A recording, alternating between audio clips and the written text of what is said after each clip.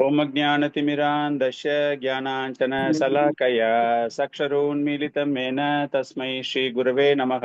वाञ्छाकल्पतरुभयश्च कृपासिन्धुभ्य एव च पतितानां पावनेभ्यो वैष्णवेभ्यो नमो नमः।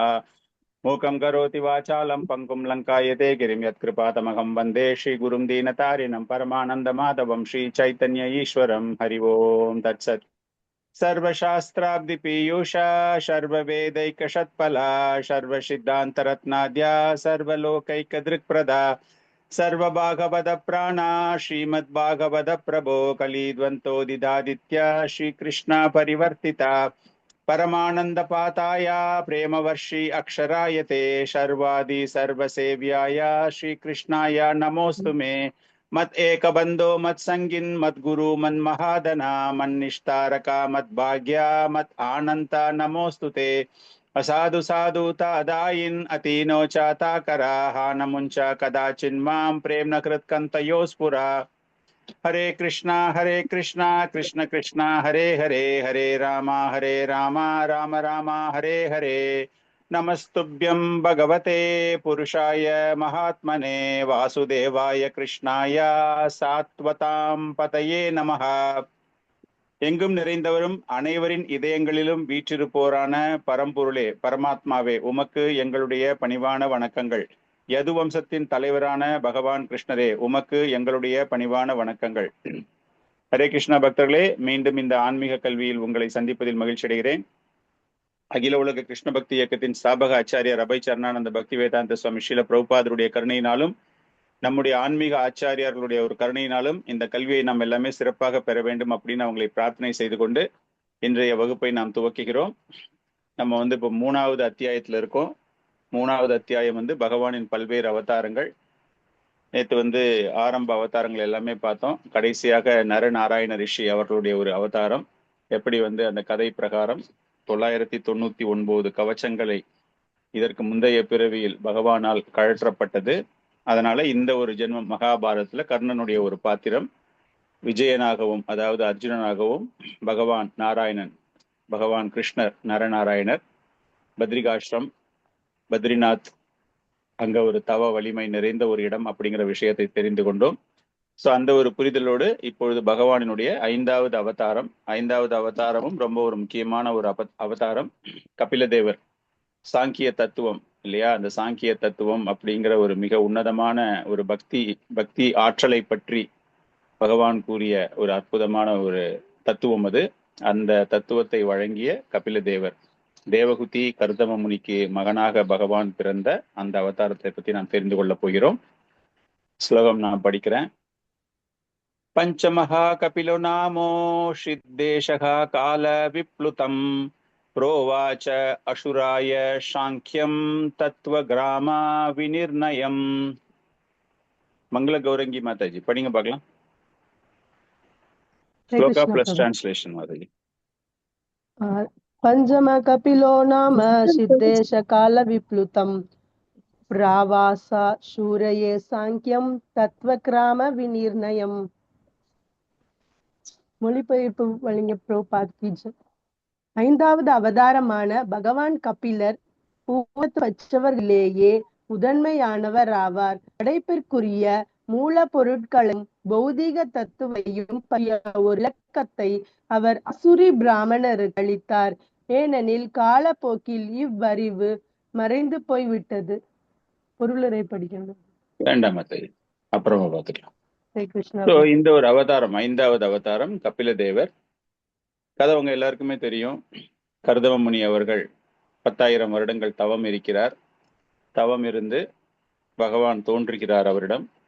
அப்பொழுது உனக்கு மனைவி, அவர் அந்த பிரம்மச்சரியத்தில் இருந்துட்டு கிரகஸ்தாசிரமத்துக்கு போறதுக்கு முன்னாடி பகவானை பிரார்த்தனை செய்யும் பொழுது பகவான் அங்கு தோன்றி ஸ்வயம்புவ மனு தன்னுடைய மகளோடு வருவார் அப்படிங்கிறது முதலே சொல்றார். ஸோ அந்த கர்தம முனிக்கும் தேவகுதிக்கும் அந்த அந்த ஸ்கந்தத்தில் நீங்க படிச்சீங்கன்னா, உங்களுக்கு 3rd கேண்டோல படிச்சீங்கன்னா உங்க எல்லாம் நிறைய விஷயங்கள் தெரியும் உங்களுக்கு. கர்தம முனி அவர்கள் எப்படி ரொம்ப தீவிரமான ஒரு தவ வலிமையில் இருக்கிறார். அந்த நேரத்துல திடீர்னு அவருக்கு தோன்றுகிறது, தன்னுடைய மனைவி தனக்காக இவ்வளவு செஞ்சிருக்காளே அப்படிங்கிறதுக்காக அவளுக்கு இன்பம் தர வேண்டும் அப்படிங்கிறதுக்காக அவளுக்கு அவ்வளவு ஒரு மகத்தான அவருடைய ஆற்றல், அதன் மூலமாக அவளுக்கு இன்பம் தரப்படுகிறது. 9 பெண் குழந்தைகளை பெற்ற பிறகு அவர் என்ன பண்றாரு, நான் எல்லாத்தையும் முடிச்சுட்டு போக போறேன், இந்த பௌதிக பந்தங்களிலிருந்து நான் துறவு, அதாவது வானப்பிரஸ்தான் நிலைக்கு அவர் வருகிறார். அப்போ அந்த நேரத்துல தான் ரியலைஸ் பண்றாங்க தேவகுதி, ஆஹா நம்ம ரொம்ப மிஸ் பண்ணிட்டோமே, அருமையான ஒரு கணவரிடம் இருந்து ஆன்மீக கல்வியை நம்ம கற்றுக்கொள்ளவில்லையே அப்படின்னு வருத்தம் தெரிவிக்கும் பொழுது அவள் வேண்டுகோள் விடுக்கிறாள், என்னை இந்த மாதிரி விட்டுட்டு போயிடாதீங்க, அனாதையா விட்டுட்டு போயிடாதீங்க, நீங்க போயிட்டீங்கன்னா எனக்கு யாரு ஆதரவாக இருப்பார்கள் அப்படிங்கிற ஒரு விஷயம். அந்த நேரத்துல தான் பகவான் சொல்றார், கர்தமமுனி சொல்றார், உனக்கு வந்து பகவான் வந்து பிறப்பார் அப்படின்னு.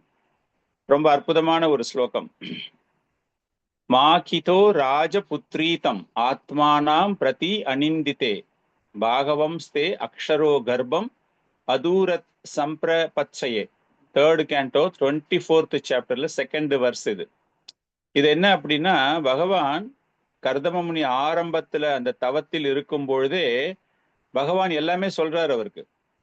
உனக்கு வந்து தேவகுதி மகனாக பிறப்பால், 9 குழந்தைகள் பிறக்கும், பெண் குழந்தைகள் பிறப்பார்கள், நானே உனக்கு, அதாவது பகவான் விஷ்ணு கபில தேவராக தோன்றுவார் அப்படிங்கிற விஷயம் திருமணத்திற்கு முன்பே எல்லா விஷயமுமே தெரிகிறது.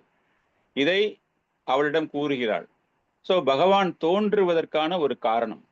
சோ அந்த தாய் வருத்தப்படுகிறாள், எனக்கு வந்து ஒண்ணுமே நான் கத்துக்காம போயிட்டேனே அப்படிங்கும்போது பகவான் மகனாக தோன்றி அவருக்கு அந்த ஒரு பகுதி நம்ம 3rd canto வரும்போது நிறைய டீட்டெயில்டா பேசலாம் நம்ம. அப்போ வந்து தேவகுதி கேட்பாங்க, எனக்கு வந்து இந்த பௌதீக பந்தங்களிலிருந்து நான் எப்படி விடுதலை அடைய வேண்டும் அப்படிங்கிறதுக்கு அவருக்கு வழங்கக்கூடிய தத்துவம் தான் இந்த சாங்கிய தத்துவம். கிட்டத்தட்ட ஒரு 6 சாப்டர் நினைக்கிறேன், 6 சாப்டருமே வந்து கம்ப்ளீட்லி சாங்கிய பிலாசபி. அது ஆரம்பிச்சு மெட்டீரியல் நேச்சர் எல்லாம் முடிச்சு, அதுக்கப்புறமா வந்து ஒரு கருவானது எப்படி ஒரு பெண்ணின் வயிற்றில் உருவாகிறது. இன்னைக்கு வந்து நீங்க மெடிக்கல் புக்ஸ் நீங்க படிச்சு பாத்தீங்கன்னா, I think 29th chapter of 3rd canto நினைக்கிறேன், 31 chapter 31 சாரி, அதுல பாத்தீங்க அப்படின்னா கம்ப்ளீட்டா ஒரு பெண்ணின் கருவில் கர்ப்பப்பையில் எப்படி ஒரு சிசுவானது உருவாகிறது அப்படிங்கிறது அவ்வளவு அழகாக அதில் விவரிக்கப்பட்டிருக்கும். இன்னைக்கு அப்படியே மெடிக்கல் ஹிஸ்டரி அவங்க எல்லாமே வந்துட்டு தேவரால் அஸ்டானிஷ்ட், எப்படி வந்து இந்த புக்ல இவ்வளவு பர்ஃபெக்டா அவங்க போட்டிருக்காங்க எல்லாமே அப்படிங்கிற அளவுக்கு. ஸோ கபில தேவருடைய இது. அதன் பிறகு அந்த ஜீவராசியானது எப்படி உயிர் பிரியும் பொழுது அதனுடைய பயணம். ஸோ அந்த மாதிரி ஜட இயற்கையில ஆரம்பிச்சு அந்த கடைசி வரைக்கும் அவர் முடிக்கிறார். தட் இஸ் சாங்கிய தத்துவம்.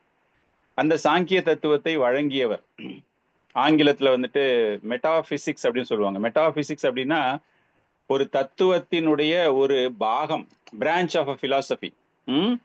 அது பரம சத்தியத்தை, பரம சத்தியம்னா இந்த இடத்துல பகவான் கிடையாது, ரியாலிட்டினா ஒவ்வொருத்தருக்குமே நடக்கக்கூடிய விஷயங்கள். இன்னைக்கு வந்து ஒரு பௌதீக வாழ்க்கையில நடக்கக்கூடிய எல்லா விஷயங்களுமே ரியாலிட்டி இல்லையா? அந்த ரியாலிட்டிய விவரிக்கக்கூடியதுதான் மெட்டாபிசிக்ஸ். அவங்க வந்துட்டு தே பிலீவ். இப்ப இவங்க மாதிரி நேற்று சொன்ன மாதிரி அந்த பிக் பேங் தியரி அந்த மாதிரிலாம் கிடையாது. திஸ் ஸ்காலர்ஸ், தட் மெட்டாபிசிஷியன்ஸ், அவங்க வந்துட்டு எப்படி பிலீவ் பண்ணுவாங்க அப்படின்னா, இன்னைக்கு நம்ம இயற்கையில பார்க்கிற எல்லா விஷயங்களையுமே பகுத்தாராய்வு செய்து அது எல்லாமே இயற்கையாகவே இருக்கிறது அப்படின்னு புரிந்து கொள்வதுதான் சாங்கிய தத்துவம். அவங்க வந்துட்டு அதுக்கு மேல போய் this is coming from the spiritual Lord, supreme Lord அப்படிங்கிற ஒரு கான்செப்டுக்கு அவங்க போகல.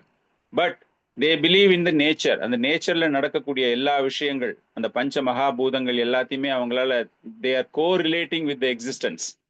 So that is a metaphysics. அதுதான் கபில தேவர் வழங்கி இருக்கிறார். ஸோ கபில தேவருடைய ஒரு அவதாரம், முக்கியத்துவம் வாய்ந்த ஒரு அவதாரம். அவர் இந்த ஒரு ஸ்லோகத்தின் மூலமாக சூத கோஸ்வாமி அவர்களுக்கு விளக்குகிறார். இதை பத்தி ரொம்ப டீடைல்டா நம்ம 3rd cantoல நிறைய நம்மளுக்கு வரும். அதனால நம்ம வந்து ஜஸ்ட் ஒரு ஃபண்டமெண்டல் நம்ம வந்து தெரிந்து கொள்கிறோம். இந்த ஒரு பொருளுரை, முழு பொருளுரையை படிங்க பார்க்கலாம். மங்கள கௌரங்கி மாதாஜி நீங்க படிச்சிட்டீங்க இல்லையா? முரளி பிரபு இருக்கா உங்ககிட்ட? புக் இருந்தா படிங்க. எஸ் பிரபு. ஸ்லோகா 10 purport.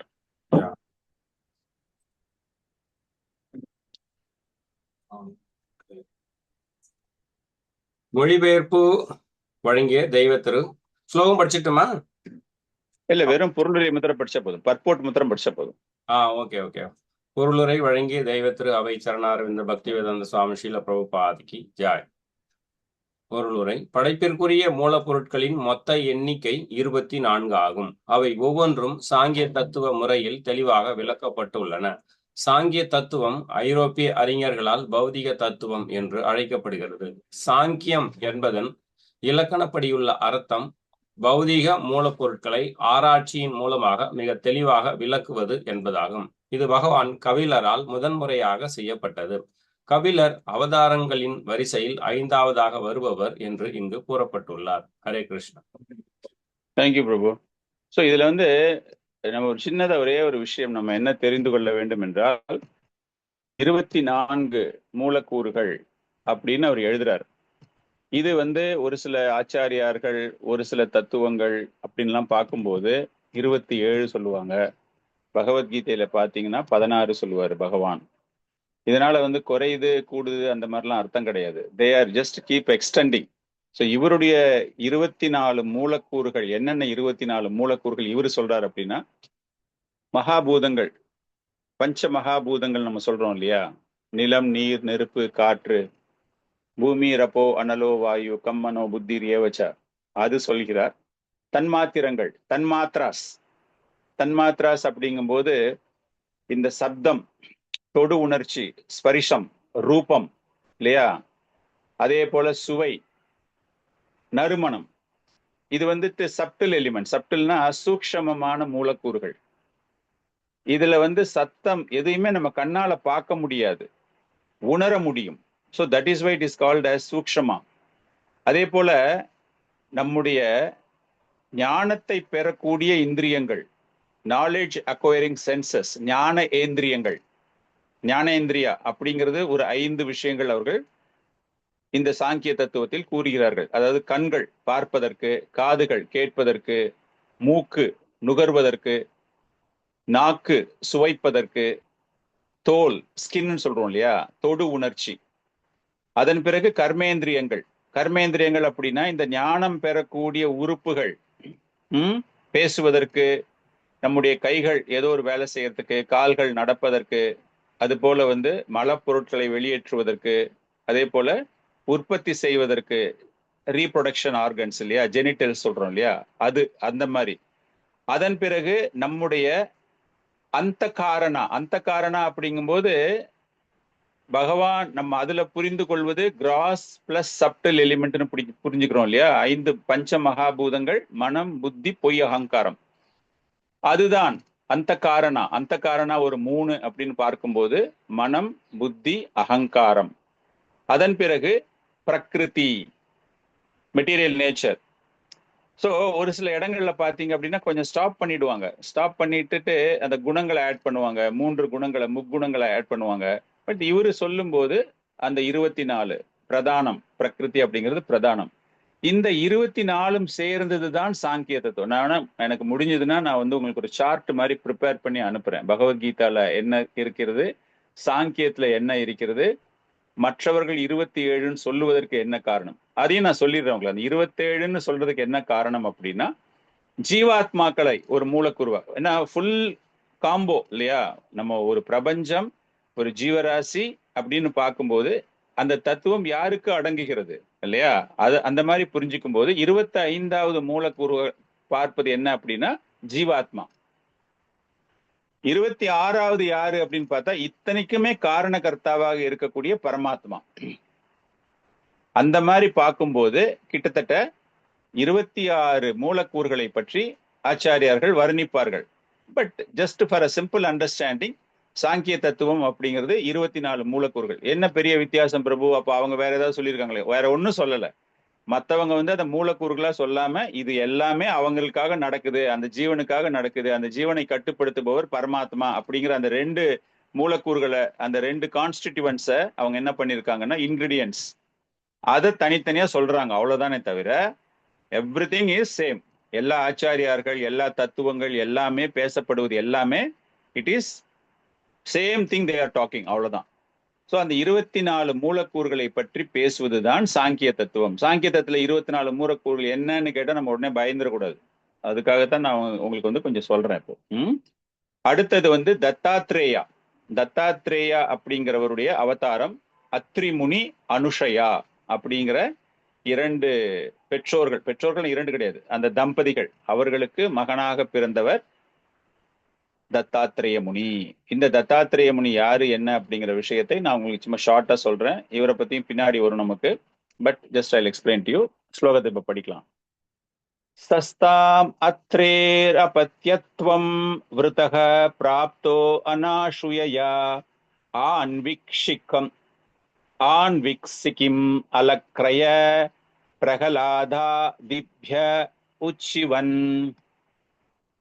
லலிதா மாதாஜி படிங்க பார்க்கலாம், டிரான்ஸ்லேஷன் படிங்க. हरे कृष्ण प्रभु. हरे कृष्ण प्रभु. षष्ठामत्रेर अबध्यत्वं वृत्ता प्रयाब्दो नाशूयया अश्विषीकं गिम् अलर्काय பிரகலாதாதித்ய உஷிவான். மொழிபெயர்ப்பு. புருஷரின் 6வது அவதாரம் அத்ரி முனிவரின் புதல்வராக தோன்றினார். ஓர் அவதாரத்திற்காக பிரார்த்தனை செய்த அனசுயாவின் கர்ப்பத்திலிருந்து அவர் பிறந்தார். அலர்கா பிரகலாதரிடமும் மற்றவர்களிடமும் அது ஹாயா முதலானவர்கள் ஆன்மீக விஷயத்தை பற்றி பேசினார்கள். ஹரே கிருஷ்ணா. ஹரே கிருஷ்ணா. தேங்க்யூ. தத்தாத்திரேயர் யாருன்னு யாருக்காவது தெரியுமா? எங்கேயாவது படிச்சிருக்கீங்களா? பிரம்மா, விஷ்ணு, சிவன் 3 பேரும் சேர்ந்து. Very good. 3 பேரும் சேர்ந்தவாதான் தத்தாத்திரேயா. அத்ரி முனி பொதுவாகவே இவங்க எல்லாருமே வந்துட்டு கிரகஸ்தாசிரமத்துல இருந்தாலும் கூட தியானம் பண்ணக்கூடியவங்க, தவம் பண்ணக்கூடியவங்க. நம்ம எப்படி வந்து கர்தம முனி அவர் வந்து செஞ்சுட்டு திருமணம் செய்து கொண்டாரோ அது போல இந்த அத்ரி முனி அவர்களுமே அது போன்ற ஒரு தவத்தில் இருக்கும் பொழுது 3 பேருமே தோன்றுகிறார்கள். பிரம்மா, விஷ்ணு, சிவா 3 பேருமே தோன்றும் பொழுது அத்ரி முனிக்கு பிரார்த்தனை, அவருக்கு வந்து they were blessed by இவங்க 3 பேருமே. அப்போ அவருக்கு என்ன கேட்கறதுன்னே தெரியல. அவருக்கு யார் உனக்கு வேணும் அப்படின்னு என்ன கேட்கறது? 3 பேருமே சடனா வந்து நம்ம முன்னாடி நின்னா எப்படி இருக்கும்? ஸோ அதனால தான் மகனாக வேணும், உங்களை மாதிரி இங்களை மாதிரி அப்படின்னு ஒரு கன்ஃபியூஸ்டு ஸ்டேட்ல இருக்கும் பொழுது, ஸோ 3 பேருடைய ஆற்றல்களும் கலந்த உருவமாக பகவான் அங்கு தோன்றுகிறார். தத்த ஆத்ரேய. Datta means given. எதை கொடுக்கிறார்கள்? அந்த 3 ஆற்றலும் அவர்களுக்கு தரப்படுகிறது. யாருக்கு தரப்படுகிறது? அத்ரி முனிக்கு தரப்படுகிறது. Given to Atri. தத்த அத்ரி. அந்த ஆற்றல் பகவானுடைய 3 ஆற்றல்களுமே மகனாக அவர்களுக்கு தரப்படுகிறது. அதுதான் தத்தாத்திரேயாவை பற்றி நாம் தெரிந்து கொள்ள வேண்டிய விஷயம். இவர் என்ன கத்துக் கொடுத்தார் நமக்கு அப்படின்னு பார்க்கும்போது, மெய்ஞானத்தை அனைவருக்கும் வழங்கினார். இந்த தத்தாத்திரேயா யாரு அப்படின்னு சொன்னா பின்னாடி நமக்கு வந்து படிக்கும்போது தெரியும். பின்னாடி வந்து I think it is in 9th canto. நம்ம 9th canto எல்லாம் எப்போ வருவோன்னு தெரியாது நமக்கு. யதுராஜனுக்கு அந்த 24 ஆன்மீக குருக்களை பற்றி அது படிச்சிருக்கீங்களா? லெக்சர்ல கேட்டிருப்பீங்க, யாராச்சும் படிச்சிருப்பீங்க இல்லையா? அந்த பிராமணராக மலைப்பாம்பு போல ஒரே இடத்துல இருக்கிறது பிரபு. மலைப்பாம்பு போல ஒரே இடத்துல இருந்து அவங்க அந்த மாதிரி எல்லா விஷயமும் அவதூத பிராமணனுக்கும் யது மன்னருக்கும் இடையே நடைபெற்ற சம்பாஷணை. அவதூதா அப்படின்னா எ பர்சன் ஹூ வாண்டர்ஸ், அப்படியே சுத்தி கொண்டு இருப்பார், ஒரு இடத்துல தங்க மாட்டார். அந்த மாதிரி அந்த அவதூத பிராமணரிடம் அந்த யது மன்னர் கேட்கிறார். நிறைய கேள்விகள் கேட்பார் அவரு. அந்த எல்லா கேள்விகளுக்குமே அப்போ அவர் எப்படி பதில் சொல்லுவார் அப்படின்னா, இந்த 24 பேர் அவர் யாரெல்லாம் பார்த்தாரோ, அவர் பார்க்கிற எல்லா ஐட்டத்தையுமே அவர் அதை குருவாக ஏற்றுக்கொள்கிறார். சோ அந்த தத்தாத்திரேய தான் இது. எல்லாருக்குமே தன்னுணர்வு பெற வேண்டும், மெய்ஞானம் பெற வேண்டும் அப்படிங்கிறதுக்காக தோன்றியவர். சரி, நடுவுல பகவான் தோன்றுகிறார் என்றால் நம்ம நேத்தே சொன்ன மாதிரி தர்மத்தை நிலைநாட்டுவதற்காக. தர்மம் எங்கேயாச்சும் கொஞ்சம் குறையிற மாதிரி இருந்தது அப்படின்னா அடுத்த அவதாரமே அதுக்கான ஒரு காரணம் தான். எங்கேயாச்சும் தர்மம் கொஞ்சம் குறையிற மாதிரி இருந்தது, கொஞ்சம் ஸ்ட்ரீம்லைன் பண்ணணும், they are going out of process அப்படிங்கும்போது அதை நிலைநிறுத்த வேண்டும், சரியான பாதையில் செல்ல வேண்டும் அப்படிங்கிறதுக்காக பகவான் அப்பப்போ தோன்றி அவர்களை சீரான பாதையில் செல்வதற்கு வழி நடத்துகிறார். அப்படி தோன்றிய ஒரு அவதாரம் தான் இந்த தத்தாத்ரேயா அப்படிங்கிறவர். அம்பிகா மாதாஜி அந்த பர்போட்டை படிங்க பார்க்கலாம்.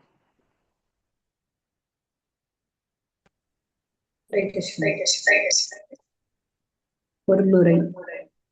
மொழிபெயர்ப்பு பக்தி வேதாந்த சுவாமி ஸ்ரீ பிரபாத பகவான் தத்ரேயராயர் அவதரித்தார். அத்ரி ரிஷியும் அனுசுயாவும் அவரது பெற்றோர்களாவர். தத்ராத்ரேயர் எப்படி பகவானின் ஒரு அவதாரமாக பிறந்தார் என்ற வரலாறு பிரம்மாண்ட புராணத்தில் பின்வருமாறு குறிப்பிடப்பட்டுள்ளது.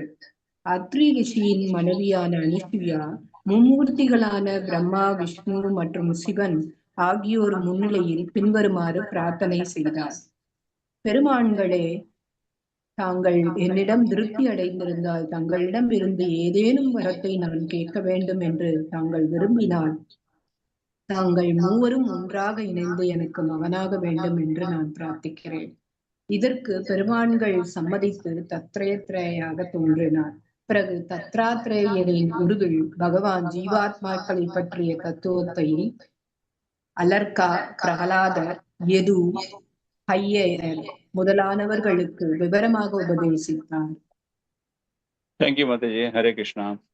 ஸோ இதுதான் இந்த தத்தாத்ரேயருடைய ஒரு தோற்றம்.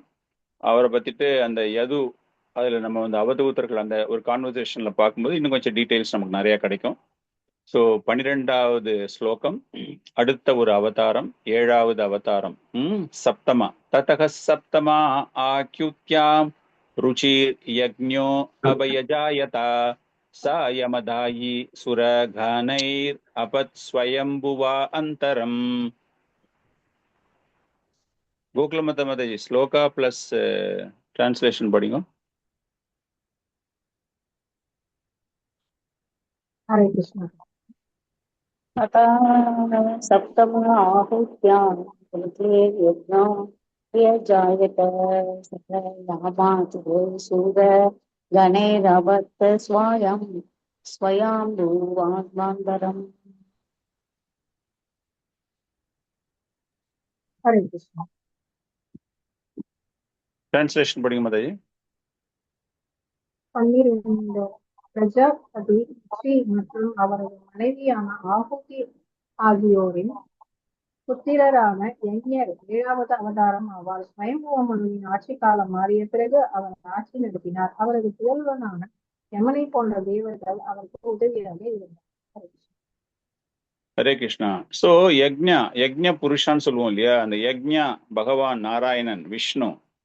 ஆக்யுத்யாம் ருச்சி, ஆகுதி பிளஸ் பிரஜாபதி ருச்சி. பிரஜாபதி அப்படின்னால என்னது? பிரஜாபதி அப்படின்னா பகவான் பிரம்மதேவன் வந்து நிறைய பிரஜாபதிகளை சிருஷ்டி பண்றார். எதற்கு? மக்கள் பெருக்கம் உண்டாக்க வேண்டும் அப்படிங்கிறதுக்காக. அப்படி அந்த நேரத்தில் இவர் அந்த பிரஜாபதிக்கும் ஆகுதிக்கும் பிறந்தவர். இதுல ரொம்ப சிறப்பா நம்ம கவனிக்க வேண்டிய ஒரு விஷயம் என்ன அப்படின்னா, யாம ஆதயா சுரகனை, தேவர்கள் நிறைய. இந்த யமா அப்படின்னா நாட்டு யம தூதுவன் கிடையாது, யமராஜா கிடையாது. யமா அப்படிங்கிறது அந்த தேவர்களுடைய பெயர். அந்த தேவர்கள் அப்படியே ஹீஸ் எஸ்டாப்ளிஷிங், அவங்களுக்கு நம்ம செய்யக்கூடிய இந்த யக்ஞா தோன்றுவதற்கான காரணம் என்ன அப்படின்னா, ஸ்வயம்புவ மனு காலத்துல என்ன ஆயிடுச்சு, இந்த வேதங்கள் யாகங்கள் செய்யக்கூடிய அந்த தன்மைகள், அதை புரிந்து கொள்ளக்கூடிய தன்மைகள் குறைய துவங்குகின்றன.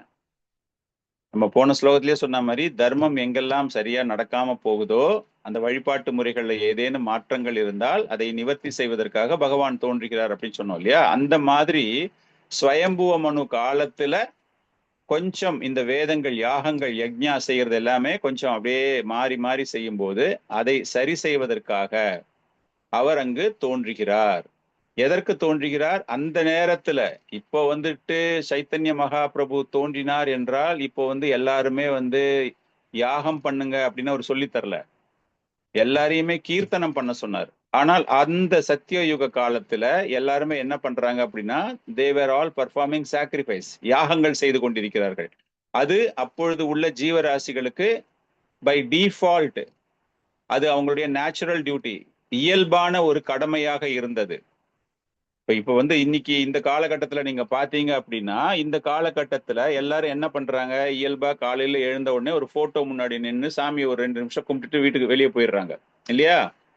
அது போல அந்த யுகத்துல they have to perform yagna everyday. இப்ப கூட நீங்க பாத்தீங்கன்னா நிறைய ஆலயங்கள்ல ஃபர்ஸ்ட் எடுத்த உடனே யக்ஞா பண்ணிட்டு தான் கோயிலே திறப்பாங்க. அந்த பாண்டாஸோ இல்லைன்னா அந்த பிராமணர்களோ அந்த பூஜாரியோ அந்த குருக்களோ whatever you call them, first அவங்க அதைத்தான் பண்ணணும். எஸ்பெஷலி கேரளா பேஸ்டு டெம்பிள்ஸ்லாம் போனீங்கன்னா ஸ்ட்ரிக்ட்லி தே ஆர் ஃபாலோயிங். தமிழ்நாட்டில் அந்த கல்ச்சர் கம்ப்ளீட்டா போயிடுச்சு. 7 மணி 7:30 மணிக்கு ஏதோ ஆஃபீஸ்க்கு வர்ற மாதிரி வந்து கோயிலை திறக்கிற மாதிரிலாம் ஆயிடுச்சு இப்பெல்லாம். அந்த மாதிரி அதை பண்ணணும். அந்த யாகங்கள் செய்வது அப்படிங்கிறது யக்ஞா வந்து இயல்பான ஒரு செயல். காரணம் என்ன அப்படின்னா, அந்த பரம்பொருளின் மீது ஒரு சுப்பீரியாரிட்டி, நாட் சுப்பீரியாரிட்டி மீன்ஸ் அவர் தான் பரம்பொருள், எல்லாமே நான் தான் அப்படிங்கிற ஒரு எண்ணம் இல்லாமல் அந்த பகவானுக்கு எல்லாத்தையுமே நம்ம தர வேண்டும் அப்படிங்கிற ஒரு எண்ணம் அந்த மனதில் வளர வேண்டும். புக்தாராம் யக்ஞ தபசாம் சர்வலோக மகேஸ்வரம் நம்ம படிக்கிறோம் இல்லையா? சர்வலோக மகேஸ்வரம் புக்தாராம் யக்ஞ தபஸ் அந்த யாகங்கள் மூலமாக செய்யக்கூடிய அது வீழ்ச்சி அடைந்ததால் இந்த யக்ஞா என்பவர் இங்கு தோன்றுகிறார். சோ யக்ஞா அப்படின்னா பகவானுக்கு தரக்கூடிய அந்த ஒரு you are sacrificing your self. தமிழ்ல சொல்றதுக்கு என்ன, தியாகம் செய்கிறீர்கள் வச்சுக்கோங்களேன். ஏதாவது நீங்க தியாகம் பண்றீங்க, அர்ப்பணிக்கிறீர்கள். அர்ப்பணிப்பு அப்படிங்கிறது உங்ககிட்ட நிறைய பணம் இருந்ததுன்னா அதுல ஒரு கொஞ்சம் பணத்தை நீங்க கொடுக்கறது நான் அர்ப்பணித்தேன். பட் தியாகம் அப்படிங்கிறது என்னன்னா உங்களுக்கு வேண்டியதை நீங்கள் அனுபவிக்காமல் பகவானுக்கு தருவது. ஸோ அந்த மாதிரி பார்க்கும்போது ஒரு அக்னிஹோத்ரா நம்ம பண்றோம் அப்படிங்கும்போது அந்த யாகத்தின் மூலமாக அந்த தீயின் மூலமாக பகவானுக்கு நம்ம எல்லாத்தையுமே அவருக்கு வழங்குவோம். யாகம்லாம் பார்த்துருந்தீங்கன்னா நிறைய they will be offering lot of items in that. அதே போல நீங்க வந்து யாருக்காச்சும் ஒரு சேரிட்டி தானம் பண்றீங்க. ஸோ அந்த மாதிரி யாகங்கள் பல விஷயங்கள் இருக்கின்றன. அப்படி பார்க்கும்பொழுது நாம் செய்யக்கூடிய விஷயங்கள் அனைத்துமே பகவானுக்காக செய்ய வேண்டும். தவறான பாதையில் நம்ம செய்யக்கூடாது. யக்ஞார்த்த கர்மனோ அந்யத்ர அப்படிங்கிறார் இல்லையா பகவான், பகவத்கீதையில சொல்றார் இல்லையா? அந்த மாதிரி பார்க்கும் பொழுது கர்ம யோகம் எப்படி பக்தி யோகமாக மாற்ற வேண்டும் என்பதற்காகத்தான் இந்த யாகங்கள், அதை நிலைநிறுத்துவதற்காக இந்த அவதாரம் தோன்றப்பட்டது. சோ இந்த யமா அப்படின்னு நம்ம பார்த்தோம் இல்லையா? இந்த யமா அப்படிங்கிறவங்க யாரு அப்படின்னா அந்த யக்ஞாவுடைய குழந்தைகள், மகன்கள். அவங்க எல்லாம் யாரு அப்படின்னா தேவர்கள். நம்ம இந்த யாகம் செய்யும் பொழுது பார்த்தோம் அப்படின்னா we invoke different demigod worship, right? So கர்மகாண்டா அதுக்காக தான் சொல்றாரு, கர்ம யோகத்துல இருந்து டு டிரான்ஸ்ஃபார்ம் டு பக்தி யோகா. இவருடைய அவதாரத்தினுடைய முக்கியமான ஒரு நோக்கமே என்ன அப்படின்னா இந்த தத்துவம், இந்த ஒரு கொள்கை, கர்ம யோகத்துல இருந்துட்டு நீங்க பக்தி யோகத்துக்கு மாற வேண்டும் அப்படின்னு. ஸோ அந்த கர்ம யோகத்துல நிறைய பேர் என்ன பண்ண ஆரம்பிச்சாங்கன்னா நிறைய தேவ வழிபாடு. அந்த தேவர்கள் எல்லாம் யாரு அப்படின்னா இந்த யக்ஞாவுடைய மகன்கள். இந்த யக்ஞா யாரு? விஷ்ணு சாக்ஷாத் கிருஷ்ண பகவான். he has taken into the form of yagna. அவ்வளவுதான் அவதாரம் எடுத்திருக்காரு.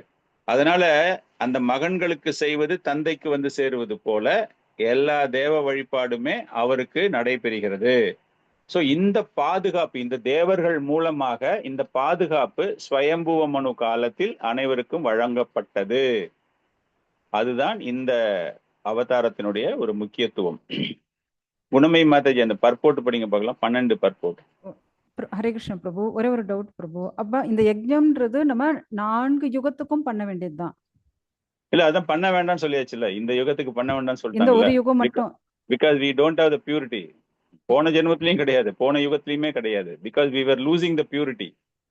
25% சத்தியம் தர்மம் சௌச்சம் அதை சொல்றோம் இல்லையா? அது எல்லாமே கொஞ்சம் கொஞ்சமா இழந்து கொண்டு வரும்பொழுது அந்த யாகம் செய்வதற்கு பதிலாக நாம் விக்கிரக வழிபாடு செய்யறோம் அப்படிங்கிற மாதிரி நாம சங்கீர்த்தனத்துக்கு அந்த மாதிரி வந்தாச்சு. we have degraded, not degraded, we have changed our worshipping process. so அதுல இந்த சங்கீர்த்தனம் is very very powerful. ஏன்னா சத்தியுகத்துக்கு நம்ம தபம் தானே பிரபு பண்ணணும் அப்படின்னு இருக்குல்ல. சோ அந்த டைம்ல நம்ம வந்து யஜ்ஞம் வந்து ரெஃபர் பண்ணி இருக்காங்க இல்லையா பிரபு? ஆமா ஆமா. தேங்க்யூ பிரபு. ஸோ பொருளை ஜெயஸ்ரீ பிரபு, ஜட உலகின் ஒழுங்குமுறைகளை நடத்துவதற்கு ஏற்பட்ட நிர்வாக பதவிகள் தேவர்கள் மற்றும் மிக உயர்ந்த புண்ணிய ஆத்மாக்களுக்கு அளிக்கப்பட்டுள்ளன. இத்தகைய புண்ணிய ஆத்மாக்களின் பற்றாக்குறை விளையும் போது பகவான் தாமாகவே பிரம்மா, பிரஜாபதி, இந்திரன் முதலானவர்களாக அவதரித்து பொறுப்பை ஏற்கிறார். சுயம்புவ மனுவின் ஆட்சி காலத்தில் இந்திரனின் பதவியை ஏற்பதற்கு பொருத்தமான ஜீவராசி கிடைக்கவில்லை. அப்பொழுது பகவான் தாமாகவே இந்திர பதவியை ஏற்றார். யமனையும் பிற தேவர்களையும் போன்ற தனது சொந்த புத்திரர்களின் உதவியுடன் பகவான் யக்ஞர் பிரபஞ்ச நிர்வாகத்தை ஆண்டு வந்தார். தேங்க்யூ பிரபு. ஹரே கிருஷ்ணா. தேங்க்யூ மாதாஜி. ஸோ நம்ம வந்து 8வது அவதாரம். சாந்த சுந்தரி மாதாஜி ஸ்லோகா படிச்சுட்டு டிரான்ஸ்லேஷன் படிங்க பார்க்கலாம். ஹரே கிருஷ்ணா பிரபு. பிரபு ஹரே கிருஷ்ணா பிரபு. ஹரே கிருஷ்ணா பிரபு. ஆஹா. பிரபு இங்க நீங்க முன்னாடி கபில தேவர் இதை பத்தி சொன்னீங்களா, அது அந்த இடத்துல என்ன தர்மம் குறையிறது, அதனால அதை எப்படி புரிஞ்சுக்கிறது பிரபு? கபில கபில தேவர் தேவர்கிட்ட அந்த தர்மம்லாம் ஒண்ணுமே குறையல. அந்த மனைவி, அதாவது கர்தம முனியினுடைய மனைவி தேவகுதி அந்த கணவனிடமிருந்து எதுவும் கற்றுக்கொள்ளவில்லை. ஓகே. அவர் எல்லாத்தையும் விட்டுட்டு போறேன்னு போகும்போது, நான் உட்காந்து உனக்கு டீச்சிங் பண்ணிக்கிட்டு இருக்க முடியாது, I need to go out, renounce பண்ணணும் லைஃப் அப்படிங்கும்போது அப்ப பகவானே தோன்றுகிறார். அப்ப பகவான் தோன்றும் போது அந்த இடத்துல என்ன தத்துவம் நம்ம புரிந்து கொள்ள வேண்டும் என்றால், பௌதீக வாழ்க்கையில் அதிக அளவு நாட்டம் கொண்டவர்களை, ஏன்னா நீங்க வந்து தேவகுதியுடைய லைஃப்பை பார்த்தீங்க அப்படின்னா, தேவகுதி வாஸ் கம்ப்ளீட்லி ஃபுல் ஆஃப் அப்ளூவன்ஸ். ஆரம்பத்துல வந்து செல்வத்தின் உடைய ஒரு இளவரசியாக இருக்கும் பொழுது அந்த அளவுக்கு அந்த செல்வத்தை அனுபவித்தவளாக இருந்தால், அதன் பிறகு இவரிடம் வந்த பிறகு அவருக்கு தொண்டு செய்யக்கூடிய விஷயம் ஒன்லி ஷி வாஸ் சர்விங். அதுக்கப்புறமா வருத்தப்படும் பொழுது அவளுக்கு வந்து எல்லா விதமான அம்சங்களும் ஐஸ்வர்யங்களும் தரப்படுகிறது. அந்த சாப்டர் படிச்சு பார்த்தீங்கன்னா நம்மளால இமேஜின் பண்ணி பார்க்க முடியாத அளவுக்கு அந்த அவங்களுக்கு வந்து வசதிகள் செய்து கொடுக்குறாரு Kardama Muni. So completely she was materially enjoying everything. அதனால அப்படிப்பட்டவர்களை வெளியேற்ற வேண்டும். நம்மள மாதிரி ஆளுங்க வச்சுக்கோங்களேன், நம்மளாம் வந்து அவ்வளவு சீக்கிரத்துல வெளியே வரமாட்டேங்கிறோம் இல்லையா, பௌதிக பந்தங்கள்ல இருந்து வெளியே வரமாட்டேங்கிறோம். ஸோ அந்த மாதிரி பௌதிக பந்தங்கள் அதிகமான ஒரு பற்றுதல் இருப்பவரை எப்படி வெளியேற்றுவது அப்படிங்கிறதுக்காக டைரக்டா நீ வந்து சாண்டிங் பண்ணு, 16 ரவுண்ட் சாண்டிங் பண்ணு, நீ வெளியே வந்துருவ அப்படின்னு சொன்னா அதை யாரும் ஏத்துக்கிறது இல்லை. அதனால அவர் கம்ப்ளீட் ஹிஸ்டரி சொல்றாரு. எப்படி இந்த பிரபஞ்சம் உருவாச்சு, அந்த பிரபஞ்சத்துல உள்ள ஒவ்வொரு தன்மைகளும் எப்படிப்பட்ட தன்மைகள், அதுக்கு எல்லாமே காரணகர்த்தா யாரு, அதுல இருக்கக்கூடிய ஜீவராசிகளுக்கும் அதுக்கும் என்ன சம்பந்தம், அந்த ஜீவராசிகள் எப்படி உருவாகின்றன, அந்த ஜீவராசிகளுக்கு எப்படி மரணம் ஏற்படுகிறது அப்படின்னு ஃபுல் டீடைல்ஸ் அவர் கொடுக்கறதால அந்த ஒரு புதிய தத்துவம், அந்த தத்துவமானது த்ரூ தேவகுதி அனைவருக்கும் வழங்கப்படுகிறது. ஸோ அந்த நேரத்துல யாருமே ஃபாலன் அப்படின்னு நம்மளால எடுத்துக்க முடியாது. அந்த பௌதிக பந்தங்கள்ல அதிக ஈடுபாடு இருப்பவர்களை எப்படி மீட்டெடுப்பது அப்படிங்கிறதுக்காக பகவானால் வழங்கப்பட்ட ஒரு போதனை. ஹரே கிருஷ்ண பிரபு. எஸ். அஷ்டமே மேரு தேவ்யாம் தூ நாகே ஜாத உருத்கமா சர்வாஸ்ரம நமஸ்கிருதம். நாபி மகாராஜன் மற்றும் அவரது மனைவியான மேரு தேவி ஆகியோரின் புதல்வரான ரிஷபத் மகாராஜன் 8வது அவதாரம் ஆவார். இந்த அவதாரத்தில் பகவான் பூர்ணத்துவம் பெறும் வழியை காட்டினார். புலன்களை முழுமையாக கட்டுப்படுத்தியவர்களாலும் எல்லோருடைய மரியாதைக்கும் உரியவர்களாலும் இந்த வழி பின்பற்றப்படுகிறது. ஹரே கிருஷ்ணா. ஹரே கிருஷ்ணா. அஷ்டமே மேரு தேவ்யாம் தூ நாபி ஜாதகா. ஸோ 8வது அவதாரமாக மேரு தேவியின் உடைய கருவில், அந்த மேரு தேவி நாபி அரசரின் மனைவி, அவர்களுக்கு பிறந்தவர் தான் ரிஷபதேவர். ரிஷபதேவர் பத்தி நம்ம சொல்லணும் அப்படின்னா, இதுக்கு முன்னாடி நம்ம பார்த்தோம் அப்படின்னா நரநாராயண ரிஷியினுடைய அவதாரம், எதற்காக நரநாராயண ரிஷி தோன்றினார், யாரு மறக்கலையோ அவங்க சொல்லுங்க பார்க்கலாம். மறந்து போனவங்க சொல்ல வேண்டாம். நரநாராயண ரிஷி எதற்காக தோன்றினார்? தவம் எப்படி செய்யறதுன்னு காட்டுறதுக்காக பிரபு. தவம் எப்படி செய்வது இல்லையா, Yes. அதைத்தான் இங்கு ரிஷபதேவரும் இஸ் அகைன் எஸ்டாப்ளிஷிங். தப்போ திவ்யம் புத்திராக்க ஏன சாத்வம் சுத்தாய யாஷ்மாத் பிரம்ம சௌக்கியம் துவ அனந்தம். ஸோ அவருடைய தோற்றமே எதற்கு என்றால் அந்த தவத்தை செய்ய வேண்டும். ஸோ ஆல்மோஸ்ட் நரநாராயண ரிஷி சொன்ன மாதிரியே தான் இவரும் வந்துட்டு, இவர் என்ன பண்றாருன்னா தன்னுடைய மகன்களுக்கு அவர் இது போன்ற ஒரு போதனை, அந்த தவத்தை செய்வதற்காக. இது எப்படி இந்த மகன், அதாவது ரிஷபதேவர் எப்படி மகனாக பிறக்கிறார் அப்படிங்கும்போது, எல்லாருமே நீங்க வந்து பகவான் தோன்றக்கூடிய எல்லா அவதாரங்கள் எல்லாருமே பாத்தீங்கன்னா அந்த தகப்பனார்கள், அந்த அரசர்கள் ரொம்ப தீவிரமான ஒரு பக்தியில பகவானை தியானித்து கொண்டிருப்பார்கள். அந்த மாதிரி இந்த நாபி மன்னர், யாரு நாபி மன்னர்? ரிஷபதேவருடைய தகப்பனார், தந்தை. ரொம்ப கடுமையான ஒரு தவத்தில் இருக்கிறார், நிறைய பண்றார், எக்கச்சக்கமா பண்ணிக்கிட்டு இருக்கும் பொழுது அந்த நேரத்தில் பகவான் தோன்றுகிறார். பகவான் தோன்றி 4 சத்துர்புஜ ரூபத்தில் அவர் தோன்றுகிறார்.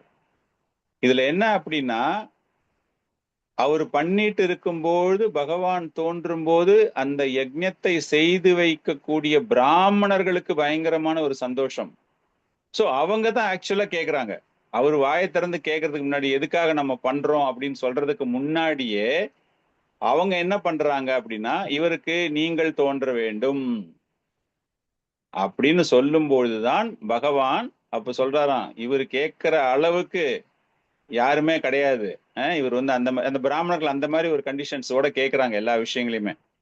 அப்போ பகவான் சொல்றாராம், அதனால நானே வந்து தோன்றுகிறேன், அவர் என்னெல்லாம் ஆசைப்படுகிறாரோ அது போல நானே தோன்றுகிறேன் அப்படிங்கிறது தான் இந்த ஒரு. சாந்த சுந்தரி மாதாஜி படிங்க பார்க்கலாம் இத. மனித சில பிரபாத் பொருளுரை. மனித சமூகம் இயற்கையாகவே 4 சமூக பிரிவுகளும் 4 ஆன்மீக பிரிவுகளும் கொண்ட 8 பிரிவுகளாக வகுக்கப்பட்டு உள்ளது. நுண்ணறிவு பிரிவு, ஆட்சி புரியும் பிரிவு, உணவு உற்பத்தி பிரிவு மற்றும் தொழிலாளர் பிரிவு ஆகியவை 4 சமூக பிரிவுகளாகும். மேலும் மாணவ வாழ்க்கை, இல்லற வாழ்வு, ஓய்வு பெற்ற வாழ்வு மற்றும் துறவு வாழ்வு ஆகியவை ஆன்மீக தன்னுணர்வு பாதையை நோக்கி செல்லும் 4 ஆன்மீக பிரிவுகளாகும். இவற்றில் துறவு வாழ்க்கை மிகவும் உயர்ந்ததாக கருதப்படுகிறது. மேலும் துறவி அல்லது சந்நியாசி ஒருவர் இயற்கையாகவே சமூகம் மற்றும் ஆன்மீக பிரிவுகள் அனைத்திற்கும் ஆன்மீக குருவாக இருக்கின்றார். துறவு வாழ்விலும் கூட பூர்ணத்துவத்தை நோக்கிய முன்னேற்ற பாதையில் 4 நிலைகள் உள்ளன. இந்த நிலைகள் புமசக, பகுசக, பரிவிரராஜகாச்சாரிய மற்றும் பரம அம்ச என்று அழைக்கப்படுகின்றனர். வாழ்க்கையின் மிக உயர்ந்த பூர்ணத்துவ நிலையாக இருப்பது பரமஹம்ச நிலையாகும். தாரக் மாதாஜி, இந்த ஸ்லைடு படிங்க. இந்த ஸ்லைடுல நான் போட்டிருக்கேன் ரிஷபதேவரின் தோற்றத்திற்கு காரணம். தாரக் மாதாஜி. ரிஷபதேவரின் தோற்றம். எனக்கு நிகரான எவரையும் காண முடியாததால் நானே எனது ஒரு முழுமையான அம்சமாக விரிவடைந்து அத்வைதரின் மகனான மகாராஜா நாபியின் மனைவி மேருதேவியின் கருவில் அவதரித்தேன். பரமபுருஷ பகவானின் சர்வ வல்லமை இங்கு நிலைநாட்டப்படுகிறது. அவர் இரண்டற்ற ஒருவராக இருந்தாலும் அவர் தனது சுவாம்சம் என்னும் தனிப்பட்ட விரிவாக்கத்தின் மூலமாகவும் சில சமயங்களில் விபின்னாம்சம் என்னும் தனது பிரிந்த விரிவாக்கத்தின் அம்சமாகவும் தன்னை விரிவுபடுத்திக் கொள்கிறார். இங்கு விஷ்ணு பகவான் ரிஷபதேவரான மகாராஜா நாபியின் மனைவியான மேருதேவியின் தனது தனிப்பட்ட விரிவாக்கத்தை அனுப்ப ஒப்புக்கொள்கிறார். ஹரே கிருஷ்ணா. ஸ்வாம்சம் விபினாம்சம், அதெல்லாம் நல்ல ஞாபகம் வச்சுக்கணும். ஸ்வாம்சம்னா பர்சனல் எக்ஸ்பேன்ஷன், எக்ஸ்பேண்டட் எக்ஸ்பேன்ஷன், அதுதான் அர்த்தம் அதற்கு. ஸோ இந்த இடத்துல எல்லாம் ரிஷபதேவர்லாம் பார்த்தீங்கன்னா it is an expanded expansion. அவர் வந்து பகவானுடைய ஒரு ஆற்றல்ல அவர் வந்து ஒரு லிமிட்டட் பர்ஃபார்மன்ஸ். அப்போ அந்த இடத்துல நீங்க வந்து பாத்தீங்க அப்படின்னா பகவானுக்கு வந்து ஓவரா எக்கச்சக்கமான ஒரு இதெல்லாம் அந்த இடத்துல பார்க்க முடியாது, அந்த ஒரு தோற்றத்துல பார்க்க முடியாது. ஸோ திஸ் இஸ் கால்டு விபினாம்சம். பர்சனல் எக்ஸ்பேன்ஷன் அப்படின்னு வரும்போதுட்டு நீங்க வந்து ஸ்வாம்சம் அப்படின்னு பார்க்கும்போது maybe you can take Ramachandra Bhagavan, Narasinghadev Bhagavan, அந்த மாதிரி பார்க்கும்போது with full potency he comes. So அந்த ஒரு பதம் நீங்க ஞாபகம் வச்சுக்கோங்க. ஸோ ரிஷபதேவரின் தோற்றம் அப்படிங்கும்போது அவர் எப்படி வருகிறார் அப்படிங்கும்போது அந்த ஒரு பிரார்த்தனை, அங்கு உள்ள பிராமணர்கள் கேட்ட அந்த கேள்வி, அவர்களுடைய ஒரு விருப்பத்திற்கு இணங்க பகவான் அங்கு தோன்றுகிறார் அப்படின்னு. எனக்கு இணையாக யாரும் இங்கு இல்லை அப்படிங்கிறதால பகவானே இங்கு தோன்றுகிறார் அப்படிங்கிறதா நம்ம புரிந்து கொள்ள வேண்டிய ஒரு விஷயம். சோ பிரபுபாதர் எழுதும்போது பகவானினுடைய சர்வ வல்லமை இங்கு காண்பிக்கப்படுகிறது.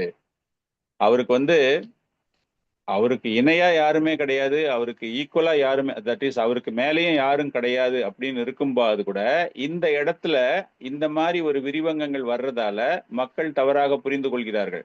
அப்பனா இவருக்கு இணையா அப்படி இருக்காங்களா இப்படி இருக்காங்களா அப்படிங்கிற ஒரு விஷயம் அப்படிலாம் கிடையாது. எல்லாமே ஒன்னே ஒண்ணுதான். அவருடைய ஆற்றல்கள் தான் விரிவடைந்து கொண்டிருக்கின்றன அப்படிங்கிற ஒரு விஷயம்.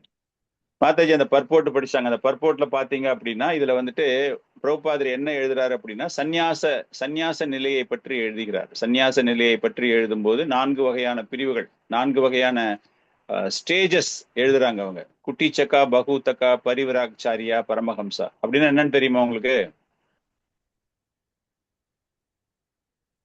லலிதா மாதாஜி கேள்விப்பட்டிருக்கீங்களா? குட்டிச்சக்கானா என்னது? பரமஹம்சானா என்னது? பரிவிரஜாகாச்சாரியா. குமச்சக்காவா குட்டிச்சக்காவா? இங்க குமச்சக்கான்னு இருக்கு. குட்டிச்சக்கா. சரி, ஓகே. பிரிண்டிங் மிஸ்டேக்கா இருக்கு. தமிழ் புக் வச்சிருக்கீங்களா நீங்க? தமிழ்ல சம்டைம்ஸ் பிரிண்டிங் டிரான்ஸ்லேஷன் ராங். குட்டிச்சக்கா அப்படின்னா குட்டினா என்னது? ஒரு குட்டீர், பஜன் குட்டீர் கேள்விப்பட்டது இல்லையா? இஸ்கான்ல குட்டீர் கேள்விப்பட்டது இல்லையா? குட்டீர் அப்படின்னா காட்டேஜ்னா என்னது? சின்ன ஆசிரமம். அந்த ஆசிரமத்திலேயே தங்கி இருப்பாங்க. ரொம்ப சின்னதா இருக்கும். நீங்க ஒரு சில இந்த மாயாப்பூர் அந்த டூர்லாம் நீங்க போயிருந்தீங்க அப்படின்னா உங்களுக்கு நிறைய கோஸ்வாமிகள் தங்கின இடம், ஆச்சாரியர்கள் தங்கின இடம் எல்லாம் காட்டுவாங்க. அதெல்லாம் பாத்தீங்கன்னா ரொம்ப சின்னதா இருக்கும். ஹரே கிருஷ்ணா. தமிழ் வார்த்தை தான் குடில். கரெக்ட். குடில் தமிழ்ல அந்த காலத்துல எல்லாமே சமஸ்கிருதத்தை பேஸ் பண்ணி வந்த வார்த்தைகள் தான். திராவிட மொழியில தான் மாற்றம் ஏற்பட்டு விட்டது. தமிழ்ல வந்து நிறைய சமஸ்கிருதத்தை மையமாக வைத்த வார்த்தைகள் தான். கஸ்மலம் கேள்விப்பட்டிருக்கீங்களா? கஸ்மலம் அப்படிங்கிறது அருமையான சமஸ்கிருத வார்த்தையை நம்ம பேசியிருக்கோம். அதை கொஞ்சம் அப்படியே போட்டு கஸ்மாலம் இங்க வாடா அப்படிம்பாங்க. டர்ட்டி பாய் கம் ஹியர் அப்படின்னு அர்த்தம். சோ எல்லாமே நம்ம சமஸ்கிருதத்தில் பண்டிதர்களாக இருந்திருக்கோம் ஒரு 70-80 வருஷத்துக்கு முன்னாடி.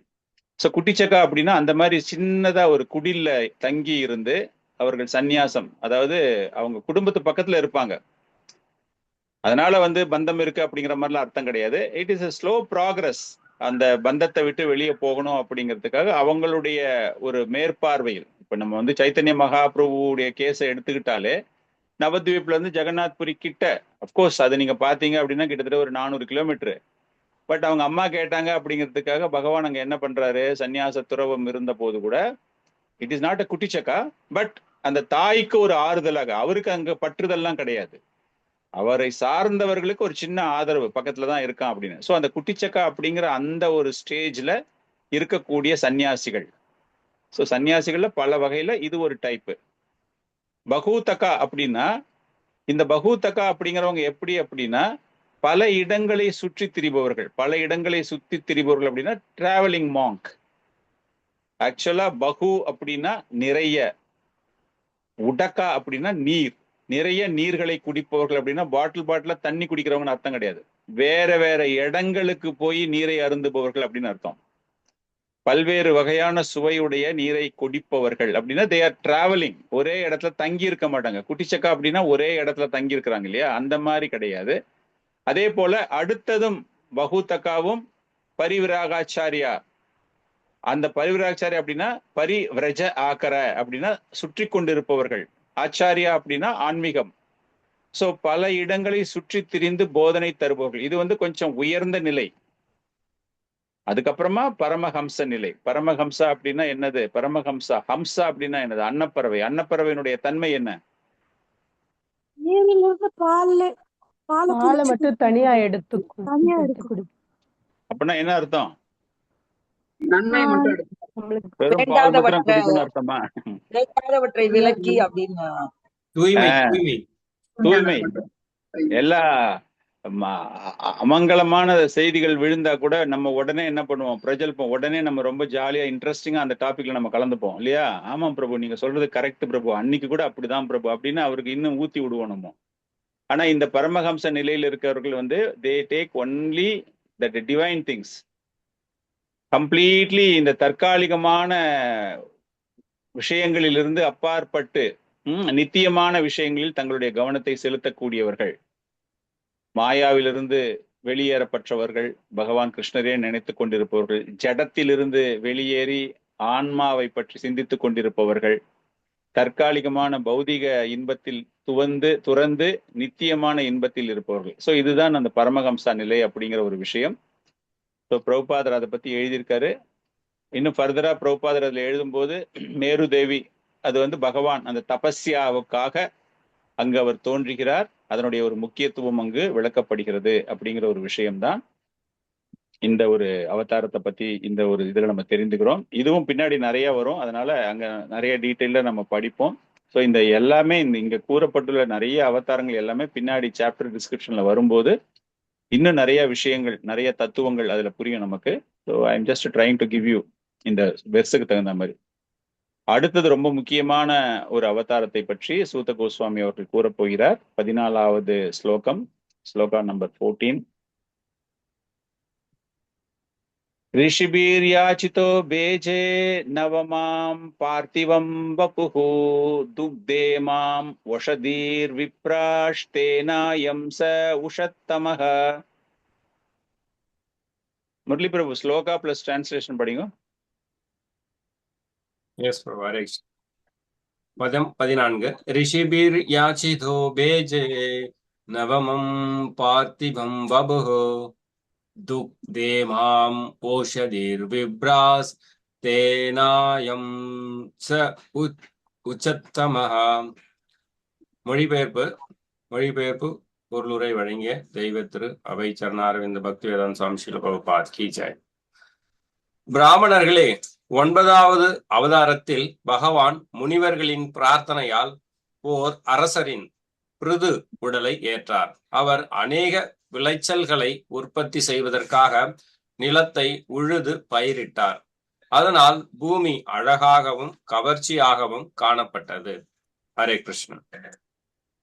இந்த இடத்துல விஸ்வநாத சக்கரவர்த்தி தாக்கூரார், நீங்க பிரபுபாதருடைய இதை பார்த்தீங்க அப்படின்னா அவர் என்ன எழுதுறாரு, பிருத்து மகாராஜா இங்க நிலத்தை அதுல இருந்து வந்தது அப்படிங்கிற மாதிரி எழுதுறாரு, அவ்வளவுதான். பட் விஸ்வநாத் சக்கரவர்த்தி தாக்கூராருடைய டிரான்ஸ்லேஷன் நீங்க பாத்தீங்க அப்படின்னா விராட்ட புருஷ அவதாரத்திலிருந்து பிருத்து மகாராஜா தோன்றுகிறார் அப்படின்னு எழுதுறாரு. விராட்ட புருஷா அப்படின்னு அவர் ரொம்ப ஸ்பெசிபிக்கா போடுறதுக்கு என்ன காரணம் அப்படின்னா, விராட்ட ரூபம் அப்படின்னால என்னது, இயற்கை இல்லையா? நம்ம நேத்து பார்த்தோம் விராட்ட ரூபம் விஸ்வரூபத்தை பார்க்கும்போது விராட்டம் அப்படிங்கும்போது எல்லா இயற்கைகள். சோ இந்த 9வது அவதாரமாக பகவான் தோன்ற காரணம் என்ன அப்படின்னா, அந்த விராட்ட ரூபம், அந்த இயற்கை, நாட் ஜட இயற்கை, அந்த இயற்கையில இருக்கக்கூடிய அனைத்து செல்வங்களையும் பூமியில இருந்து, பூமி தேவி, பூமி தாய் இல்லையா, பூமி தாயில இருந்து என்னென்னலாம் கிடைக்குமோ அதை அனைத்தையுமே, அனைத்து பொருட்கள், அனைத்து மருத்துவ குணமுடைய மரங்கள், இதை எல்லாத்தையுமே அவர் எடுக்கிறார். அதை எடுப்பதற்காக பகவான் அதனுடைய ஒரு முக்கியத்துவத்தை எல்லாருக்குமே தரணும். சோ நிறைய பேருக்கு விராட்ட புருஷா அப்படின்னா அந்த விராட்ட புருஷம் அப்படிங்கிறதுக்கு என்ன ஒரு இம்பார்ட்டன்ஸ் அப்படின்னு தெரியாம இருக்கலாம். Okay, it is a nature, நாங்க எல்லாமே பாக்குறோம் அப்படின்னு. ஆனால் ஒவ்வொரு பொருளிலுமே, அந்த பகவானால் சிருஷ்டி செய்யப்பட்ட ஒவ்வொரு பொருளுமே எவ்வளவு முக்கியத்துவம் வாய்ந்தது. அதனால எப்படி ஒருவருடைய வாழ்க்கை பௌதிக கண்ணோட்டத்தோட பார்க்கும் போதும் ஃபார் சர்வைவிங், நம்ம வாழ்வதற்கு என்னெல்லாம் தேவை அப்படிங்கிற விஷயத்தை அந்த பூமி தேவியிடமிருந்து அவர் எடுக்கிறார். அப்படின்னா பகவான் எல்லா இடத்துலயுமே இருக்கார் அப்படிங்கிற ஒரு விஷயம்தான். சோ இந்த பிருத்து மகாராஜா யாரு அப்படிங்கிற விஷயம் உங்களுக்கு நிறைய நீங்க படிச்சிருப்பீங்க. வேணா அப்படிங்கிற ஒரு அரசன் இல்லையா? அந்த வேணா அரசன் ரொம்ப கொடுங்கோல் ஆட்சி புரிந்து கொண்டிருந்தான். அவன் எப்படின்னா, பிராமணர்கள் சொல்றதை தான் கேட்கணும் இல்லையா? அந்த காலத்துல ஒரு சத்திரிய தர்மம் அப்படிங்கிறது அந்த பிராமணர்கள் கூறுவதை கேட்டுக்கொண்டிருப்பார்கள். ஆனால் இந்த வேணா அப்படிங்கிற அரசன் அந்த சாதுக்களையே ரொம்ப அவமரியாதை பண்ணுகிறான். நிறைய இன்சல்ட் அந்த சாப்டர்ல பாத்தீங்கன்னா நிறைய அந்த மாதிரி விஷயங்கள்லாம் வரும். அப்படி இருக்கும்போது அந்த பிராமணர்கள் முடிவு செய்கிறார்கள், இவனை இப்படியே விட்டுட்டு போனா அதர்மம் அநியாயமாயிடும், அதாவது அதர்மம் தலை தூக்க ஆரம்பித்து விடும். சோ இந்த தர்மத்தை நாம் பண்ண வேண்டும். இவனுடைய கொடுங்கோல் ஆட்சினா ஒரு கம்சன் மாதிரியோ அந்த மாதிரி ஒரு கொடுங்கோல்லாம் கிடையாது. ஒரு அவமரியாதை, ஒரு எல்லாரையுமே ஒரு பயத்துல வச்சிருந்தான். நல்ல ஒரு என்ன சொல்றது, அந்த சமுதாயம் வளர்வதற்காக, ஆன்மீகத்தில் வளர்வதற்காக அந்த மாதிரிலாம் எதுவுமே செய்யல. ஸோ அந்த விதத்துல பார்க்கும்போது ஒரு கொடுங்கோல் ஆட்சி. தர்மம் என்பது பாதுகாக்கப்பட வேண்டும் அப்படிங்கிறதுக்கு he was simply against. அவருடைய இஷ்டத்துக்கு எல்லாமே பண்ணக்கூடிய அளவுக்கு இருக்கும்போது அந்த பிராமணர்கள் எல்லாருமே சேர்ந்து முடிவு செய்கிறார்கள், இவனை கொன்று விட வேண்டும், நம்ம வந்து தர்மத்தை நிலைநாட்டுவதற்காக நம்ம பண்ணணும் அப்படிங்கிறதுக்காக அவன் கொல்லப்படுகிறான். கொல்லப்பட்டு ஒரு மருத்துவ மூலிகைகள் நிறைந்த, அது இந்த ஆயுர்வேதிக் எல்லாம் சொல்லுவோம் இல்லையா, அந்த மாதிரி ஒரு மூலிகை நிறைந்த ஒரு எண்ணெய் கொப்பரையில் அவனுடைய உடல் பாதுகாக்கப்படுகிறது. அதுக்கப்புறமா எல்லாரும் டிசைட் பண்றாங்க என்ன பண்ணலாம் அப்படிங்கும்போது அவனுடைய தொடை பகுதியை திரிகிறார்கள், மத்து கடையிற மாதிரி கடைஞ்சு அதுல இருந்து ஒரு உருவம் வருகிறது. அந்த உருவம் என்ன அப்படின்னா கொஞ்சம் கருப்பு நிறத்துல ஒரு கொடிய பார்வைகள் உள்ள பஹுக்கா அப்படிங்கிற ஒரு அரக்கன் தோன்றுகிறான்.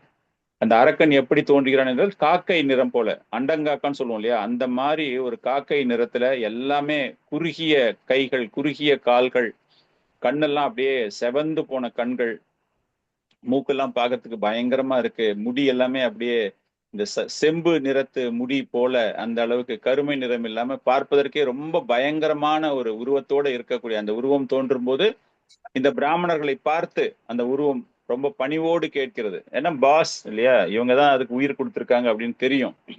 கேட்கும்போது நான் எங்கு தங்க வேண்டும், என்ன பண்ண வேண்டும் அப்படிங்கிறது. இது எதற்காக இந்த உருவம் வருகிறது அப்படின்னா, அந்த வேணா அந்த அளவுக்கு கொடுமை செஞ்சிருக்கான் இல்லையா. சோ அந்த கொடுமை அப்படிங்கிறது அது அப்படியே கண்டினியூ ஆகிற மாதிரி பார்க்கும்போது அந்த குணங்கள் உடையவன் ஒருவன் தோன்றுகிறான் அவன் உடம்புல இருந்து. சோ அதுதான் நிஷீத குலம், அதாவது டைனாஸ்டின்னு சொல்ல மாட்டேன், அந்த மாதிரி நிஷீத ட்ரைபல்க்கு என்ன சொல்லுவீங்க தமிழ்ல, பழங்குடி ஜாதின்னு இல்லையா, அந்த மாதிரி அந்த ஒரு ஜாதி, நிஷீத ஜாதியை சார்ந்தவன். நிஷாத அரசர்கள் அப்படின்னு பாத்தீங்கன்னா கொஞ்சம் அந்த பாகவத்துல கொஞ்சம் ஹிஸ்டரியில எல்லாம் பாத்தீங்கன்னா ஓரளவுக்கு மலை சார்ந்த பகுதிகளில் வாழக்கூடியவர்கள். அவங்களுடைய பிரதானமான தொழில் என்ன அப்படின்னா கொள்ளையடிப்பது. அந்த கொள்ளையடித்து அதுல வர்ற வருமானத்தை அந்த tribal people, they are like a tribal, ஒரு அன்கல்ச்சர்டு பீப்புள், கலாச்சாரம் அற்ற மக்கள். பிகாஸ் வேணா அந்த மாதிரி ஒரு கலாச்சாரமற்ற சாஸ்திரங்கள்லாம் தெரியாத அளவுக்கு அவன் அந்த மாதிரி பண்ணிக்கிட்டு இருக்கான். ஒரு கலாச்சாரம் இருக்கு, அவங்களுக்குன்னு ஒரு கலாச்சாரம் இருக்கும். ஆனா வந்து இந்த ஹையர் நாலேஜ் ஆஃப் கிருஷ்ணா மட்டும்தான் இருக்காது. ஆமா ஆமா, அவங்க கலாச்சாரம் வேற. சரி, அதுக்குதான் அந்த பார்க்கும்போது இந்த 33 கோடி தேவர்கள்னு சொல்றது என்ன அப்படின்னா, எல்லா டைப் ஆஃப் பீப்புளுக்கும் ஒரு வர்ஷிப்புக்கு ஒண்ணு இருக்கு. அது என்ன அப்படின்னா to just make them to purify, ஒரு பல ஜென்மங்களுக்கு அப்புறம் அவங்களை பியூரிஃபை பண்ணணும் அப்படிங்கிறதுக்கு. இந்த மாதிரி இந்த ட்ரைபல் பீப்புள் எல்லாம் பாத்தீங்கன்னா அவங்களுக்கும் ஒரு சில வர்ஷிப் ஒன்று இருக்கு. நீங்க ஜடபரதாவுடைய கேஸ்ல நீங்க பாத்தீங்க அப்படின்னா, ஜடபரதா வாஸ் கேப்சர்டு.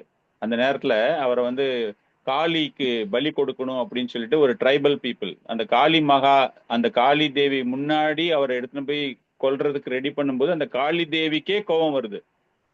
அந்த கோபம் வந்து இவ்வளவு பெரிய மிகச்சிறந்த ஒரு பக்தன், இவனை வந்து நீங்க அவமரியாதை பண்ணுகிறேன்னு சொல்லிட்டு அந்த குலத்தையே அழிக்கிறாள். அந்த காளி தேவி, அவங்க வணங்கக்கூடிய அந்த காளி தேவியே அவர்களை அழிப்பது போல அந்த பாகவத்துல ஒரு சின்னதா ஒரு பகுதி ஒண்ணு வரும். அந்த மாதிரி இந்த நிஷாதா கம்யூனிட்டிக்கு நீங்க சொன்ன மாதிரி everybody is having their own dharma, இதுதான் எங்களுடைய பழக்கம் அப்படின்னு பண்ணுவாங்க. சோ இந்த மாதிரி பாவம் செய்யக்கூடிய செயல்கள் அதுல அவங்க இருக்காங்க. அதன் பிறகு மீண்டும் அந்த உடலை அவங்க என்ன பண்றாங்க, காலை சேர்ன் பண்ண அவங்க கால் தொடைப்பகுதியை மத்தாக கடைந்த அவர்கள் இப்பொழுது 2 கைகளையும் மத்தாக வைத்து கடைகிறார்கள். அந்த வேணாவுடைய உடம்புல உயிரற்ற அந்த உடலை அவர்கள் அது போல செய்யும் பொழுது 2 உருவம் தோன்றுகிறது, ஒரு ஆண் ஒரு பெண். வேதங்கள்ல ரொம்ப மிகச்சிறந்தவர்கள் அந்த பிராமணர்கள். அதனால அவங்களுக்கு வந்து அந்த ஆணையும் பெண்ணையுமே பார்த்த உடனே அவங்களுக்கு ரொம்ப சந்தோஷம், புரிந்து கொண்டார்கள் இது வேற யாருமே கிடையாது, சாக்ஷாத் பகவான் இங்கு தம்பதிகளாக தோன்றி இருக்கிறார் அப்படிங்கிற ஒரு விஷயம். சோ அப்படி வந்தவர் தான் அந்த பிருத்து மகாராஜா.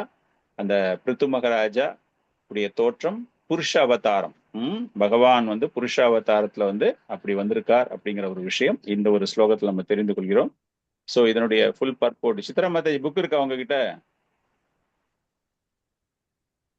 பிரபு நானா பிரபு இருக்கா, புக் இருக்கா? இருக்குங்க பிரபு, படிங்க. 14ல படிங்க. 14 ஒரு ஃபர்ஸ்ட் பெரிய பேராகிராஃப் நினைக்கிறேன். படிங்க. இட்ஸ் ஓகே, படிங்க. 14 சின்னதா தான் இருக்கு பிரபு. சரி, படிங்க. பிரது ராஜரின் அவதாரத்திற்கு முன் அவரது தந்தையான முந்தைய அரசரின் நேர்மையற்ற வாழ்வினால் ஆட்சி நிலை குலைந்து போயிருந்தது. முனிவர்களும் பிராமணர்களும் பகவானுடைய வரவுக்காக வேண்டியதுடன் முந்தைய அரசனையும் பதவியிலிருந்து வெளியேற்றினார். பக்தியாக இருந்து குடிமக்களின் எல்லா நலன்களையும் கவனித்துக் கொள்ள வேண்டியது அரசரின் கடமையாகும். அரசரின் கடமையில் அலட்சியம் ஏற்படும் போது பிராமணர்கள் அரியாசனத்தை ஏற்பதில்லை. ஏனெனில் பொது ஜனங்களுக்கு செய்ய வேண்டிய இன்னும் அதிக முக்கியத்துவம் வாய்ந்த கடமைகள் அவர்களுக்கு உள்ளன. அரியாசனத்தை ஆக்கிரமிப்பதற்கு பதிலாக அவர்கள் பகவானின் அவதாரத்திற்காக பிரார்த்தனை செய்தனர். இதனால் பகவான் பிருது மகாராஜராக அவதரித்தார். உண்மையான புத்திசாலிகள் அல்லது தகுதியுள்ள பிராமணர்கள் அரசியல் பதவிகளுக்காக ஒருபோதும் ஆசைப்படுவது இல்லை. பிரது மகாராஜர் பூமியிலிருந்து பல விளைச்சல்களை உற்பத்தி செய்தார். இதனால் இத்தகைய ஒரு சிறந்த அரசரை பெற்றதற்காக பிரஜைகள் மகிழ்ந்தனர். அது மட்டுமின்றி பூமி அழகும் கவர்ச்சியும் கொண்டதாகவும் மாறியது. ஹரே கிருஷ்ணா. தேங்க்யூ மாதாஜி. ஹரே கிருஷ்ணா பிரபு. சோ பிருத்து மகாராஜாவுடைய ஒரு தோற்றம் நம்ம தெரிந்து கொண்டோம். அடுத்தது 15வது. இதுவும் ரொம்ப ஒரு முக்கியமான ஒரு அவதாரம், முக்கியமான பொருளுரை, பிரபுபாதருடைய பொருளுரை. ரூபம் ச ஜக்ரே மாட்ஸ்யம் சாக்ஷுஷோ ததி சம்ப்ளவே நாவி ஆரோப்ய மகிமாயாம் அபத் வைவஸ்வதம் மனும். லீலா லாவண்யா மாதாஜி இருக்கீங்களா? இருந்தீங்கன்னா ஸ்லோகா பிளஸ் டிரான்ஸ்லேஷன் படிங்க. ஓகே பிரபுஜி. ஹரே கிருஷ்ணா. கேக்குதா பிரபுஜி? கேக்குது மாதாஜி. படிங்க.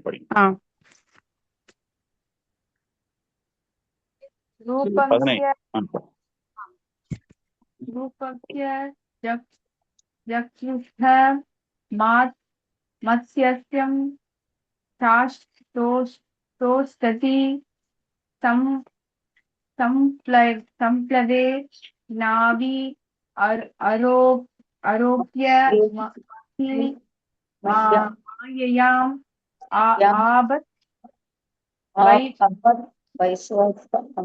ஆபத் வைஸ்வதம் மனு. மொழிபெயர்ப்பு கரெக்டா ஒரு தடவை வாசிக்கவா பிரபு?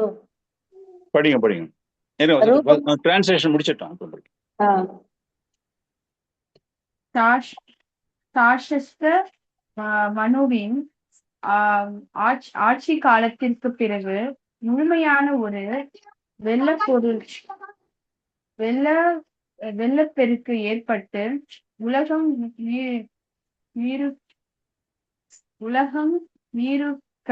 நீருக்கடியில் மூழ்கிவிட்டது. ஒரு மீனின் மத்ஸ்யம் வடிவத்தை ஏற்ற பகவான் வைவஸ்வதா மனுவை ஒரு படகில் ஏறிக்கொள்ள செய்து அவரை காப்பாற்றினார். ஹரே கிருஷ்ணா. ஹரே கிருஷ்ணா. படிங்க மாதாஜி, ஸ்லோகா படிங்க. ரூபம் ச ஜக்ருஹே மத்ஸ்யம் சாக்ஷு சோததி சம்ப்ளவே நாவி ஆரோப்ய மகிமையாம் அபாத் வைவஸ்வதம் மனும். ஹரே கிருஷ்ணா. தேங்க்யூ மாதாஜி. சோ மட்சி அவதாரம், மீன் சொல்லுவோம் இல்லையா, மட்சி அவதாரம் அதனுடைய தோற்றத்திற்கான ஒரு காரணம். இங்க பாத்தீங்க அப்படின்னா 2 மனுக்களை பற்றி அவர் பேசுகிறார். யாரு 2 மனுவை பத்தி பேசுறாரு இந்த ஸ்லோகத்துல? 2 மனுவை பற்றி பேசுகிறார். யாரு அந்த 2 மனு? அப்புறம் சாக்ஷுஷ மனு பிளஸ் வைவஸ்வத மனு. விஜய் ரகுபதி பிரபு அந்த டிரான்ஸ்லேஷன் பர்போர்ட் படிக்க முடியுமா? படிக்கிறேன் பிரபு. படிங்க. ஸ்ரீமத் பாகவதத்தின் மூல உரையான ஸ்ரீபாத ஸ்ரீதர சுவாமி கிணங்க ஒவ்வொரு மனுவின் மாற்றத்திற்கு பிறகும் அந்த அழிவு வழக்கமாக ஏற்படுவதில்லை. இருப்பினும் சத்தியவிரதனுக்கு சில அற்புதங்களை காட்டுவதற்காக சாக்ஷுஷ மனுவின் ஆட்சி காலத்திற்கு பின் இந்த அழிவு ஏற்பட்டது. ஆனால் ஒவ்வொரு மனுவின் முடிவிலும் ஓர் அழிவு ஏற்படுகிறது என்று ஸ்ரீ ஜீவ கோசாமி, விஷ்ணு தர்மோத்தர, மார்க்கண்டேய புராணம், ஹரிவம்சம் முதலியவற்றை போன்ற அதிகாரப்பூர்வமான சாஸ்திரங்களில் இருந்து உறுதியான ஆதாரங்களை அளிக்கிறார். சில விஸ்வநாத சக்கரவர்த்தி தாகூராரும் கூட சில ஜீவ கோஸ்வாமியை ஆதரித்து ஒவ்வொரு மனுவிற்கு பிறகும் நிகழும் இந்த அழிவை பற்றி பாகவதாமிர்தம் என்னும் நூலிலிருந்து மேற்கோள் காட்டுகிறார். அத்துடன் பாகவத பக்தரான சத்தியவிரதனுக்கு விசேஷ அன்பை காட்டுவதற்காக இக்குறிப்பிட்ட காலத்தில் பகவான் அவதரித்தார். ஹரே கிருஷ்ணா. ரொம்ப தேங்க்ஸ் பிரபு.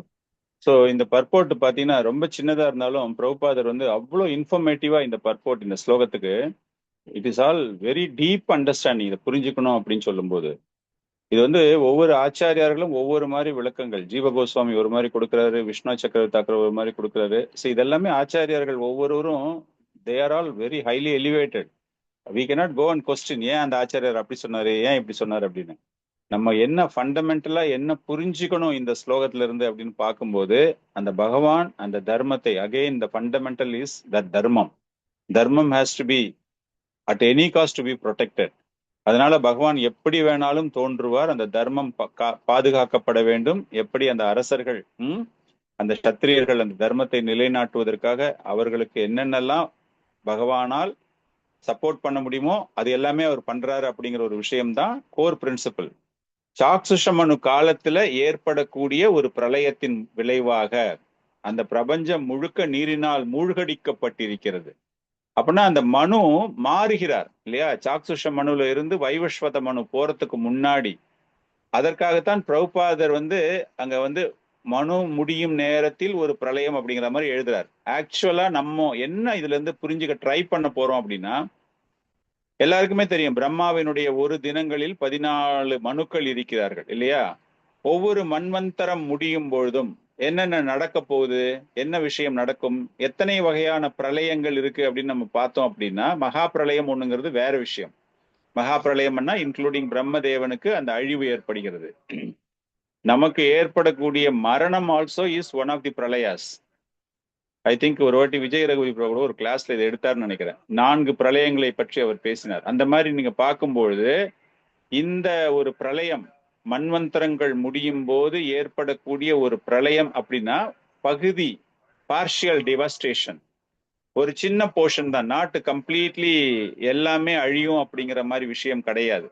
ஸோ வேறு ஒரு மனு, அந்த 14 மனுக்கள், அந்த வேறு ஒரு மனு மாறும் பொழுது அப்படின்னா அவருடைய தினங்களிலேயே நடைபெறுகிறது. ஒரு நாள்ல 14 மனுக்கள் மாறுறாங்க அப்படின்னா ஒவ்வொரு தினம் முடியும் போது ஒரு பிரளயம் இருக்கு அவருக்கு.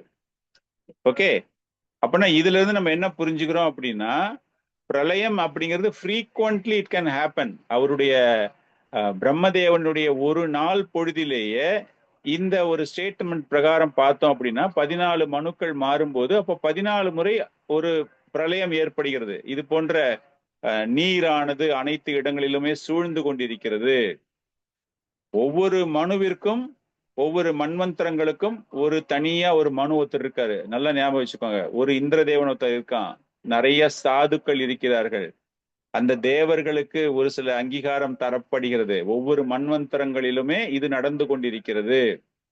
அப்படின்னா அந்த மன்வந்தரம் ஒண்ணு முடியும் பொழுது பிரபஞ்சத்தில் ஏதோ ஒரு டிஸ்டர்பன்ஸ், ஏதோ ஒரு தடங்கள், அந்த மாதிரி பார்க்கும்போது ஒரு சில நேரங்களில் ரொம்ப அழிவு ஏற்படக்கூடிய விஷயங்கள் ஏற்படலாம் இல்லையா, கொஞ்சமா ஏற்படலாம். அடுத்த மனு வந்து ஒரு ஆட்சி மாறுது. பங்களாதேஷ் ஒரு எக்ஸாம்பிள் எடுத்துக்கிட்டீங்கன்னா, இந்த ஆட்சி மாறி அடுத்த ஆட்சி வர்றதுக்குள்ள அந்த இடைப்பட்ட காலத்துல அவ்வளவு பெரிய கலவரம் நடந்தது இல்லையா? அந்த மாதிரி இந்த இடத்துல இந்த மனுக்கள் மாறும் பொழுது இந்த பிரபஞ்சத்தை நிர்வாகிக்க வேண்டும் அப்படிங்கிறதுக்காக அப்ப பகவான் என்ன பண்ணுவார் அப்படின்னா, அவர் தோன்றுகிறார் அந்த நிர்வாக பொறுப்புல எந்த விதமான மாற்றங்களும் ஏற்படாமல். சோ இந்த மன்வந்தரங்கள், இந்த மாதிரி 2 மன்வந்தரங்களுக்கு 2 மனுக்களுக்கு இடையே ஏற்படக்கூடிய இது ஒரு வகையான பிரளயம். இதுல என்ன அப்படின்னா, பகவான் எதற்காக தோன்றுகிறார் அப்படின்னு பார்த்தா, அந்த வேதங்களை காப்பாற்றுவதற்காக, பிராமணர்களை காப்பாற்றுவதற்காக, தர்மங்களை காப்பாற்றுவதற்காக. சோ இந்த மத்ஸ்ய அவதாரம் கதை நீங்க பாத்தீங்க அப்படின்னா, சத்தியவர்த்த முனி அவருடைய கதை, லைட்டா அந்த கதையை நான் சொல்றேன் உங்களுக்கு. அந்த சத்தியவர்த்த முனி அப்படிங்கும்போது அவர் முதல்ல இந்த மீன் எப்படிப்பட்ட ஒரு மீன் அப்படின்னா, அவர் அந்த நித்திய கடமைகளை செய்து கொண்டிருக்கும் பொழுது, அவர் தர்ப்பணம் பண்ணும் பொழுது, இந்த நீரை தர்ப்பணம் செய்யும் பொழுது ஒரு சின்ன மீன், குட்டியூண்டு மீன் அவர்கிட்ட பேசுதான், எனக்கு ரொம்ப பயமா இருக்கு, இந்த இடத்துல பெரிய மீன்லாம் என்ன சாப்பிட்டுருது, எனக்கு பாதுகாப்பான ஒரு இடம் தேவை அப்படின்னு. அப்போ அவர் அதை எடுத்துட்டு ஒரு சின்ன ஒரு குடுவையில வைக்கிறார், நீர் குடுவையில் அந்த மீன் வைக்கும்போது அந்த மீன் வளர்ந்து கொண்டே வருகிறது. அவ்வளவு வேகமாக வளரும் போது ஒவ்வொரு வாட்டியும் அந்த குடுவையை மாற்றிக்கொண்டே இருக்கும்போது கடைசியில பிரம்மாண்டமான ஒரு ரூபம். அப்பதான் அந்த மீன் இவர்கிட்ட சொல்லுது, சத்தியவர்தாட்ட சொல்லுது. அப்ப அவருக்கு புரிந்து விட்டது, இது சாட்சாத் பகவான் தான் இங்க வந்திருக்காரு, இது வேற யாருமே கிடையாது அப்படிங்கிற ஒரு விஷயம் தெரியும் பொழுது பகவான் மூலமாக இவருக்கு தெரிகிறது, இந்த மாதிரி இந்த உலகம் இந்த மாதிரி நீரில் சூழப்பட போகிறது, அதனால நீ வேதங்களை எல்லாம் எடுத்துக்கொண்டு பிராமணர்களை அழைத்து கொண்டு அந்த படகு மாதிரி என்னுடைய உடம்புல நீங்கெல்லாம் ஏறி உக்காந்துக்கோங்க, காப்பாற்றப்படுவீர்கள். சோ அந்த மாதிரி பார்க்கும்போது ஹீஸ் த ஃபியூச்சர் மனு, சத்யவிரதா ஃபியூச்சர் மனு. அவரை பாதுகாத்து அவருக்கு எல்லா விதமான அந்த வேதங்கள் மீண்டும் அவருக்கு கிடைக்க வேண்டும் அப்படிங்கிற ஒரு விஷயம்தான் இந்த ஒரு அவதாரத்துல இருந்து நம்ம பார்த்துக்கிறோம்.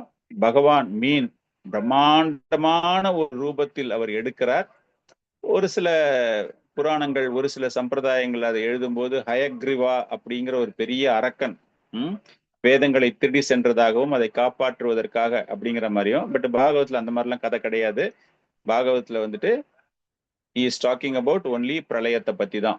அந்த மீன் சிறு மீனாக இருந்தது, மத்சியமானது மிக பிரம்மாண்டமான ஒரு உருவத்தை எடுத்து பகவான் எப்படி வேண்டுமானாலும் அவதரிக்க முடியும் அப்படிங்கிற ஒரு விஷயத்தை, அவருடைய ஆற்றல்கள் நம்மால கணக்கிட முடியாதது, அன்லிமிட்டெட். எப்படி தன்னுடைய தாய் யசோதாமாய ஒரு சின்ன கைத்தால கட்டி போடுறதுக்கு அவர் தன்னை ஏற்றுக்கொண்டாரோ, அப்படிப்பட்ட பகவான் இந்த உலகையே காப்பாற்றுவதற்காக. சோ பகவானினுடைய உடல் என்பது ஜடமான உடல் இல்லை என்பது இங்கு நிரூபிக்கப்படுகிறது அப்படின்னு பிரபுபாதர் எழுதுறாரு. அவர் சின்ன உருவத்திலிருந்து பெருசாகவும் முடியும், பெரிய உருவத்திலிருந்து சின்னதாகவும் முடியும். அது போன்ற அவர் இந்த இடத்துல தன்னுடைய லீலைகளை அவர் காண்பிக்கிறார். இதுல இருந்து நம்ம தெரிந்து கொள்ள வேண்டிய விஷயம், ஸ்பிரிச்சுவல் லைஃபுக்கு, நம்ம ஆன்மீகத்துக்கு நாம் தெரிந்து கொள்ள வேண்டிய ஒரு விஷயம் என்ன அப்படின்னு பாத்தீங்கன்னா, I'll just share a small slide.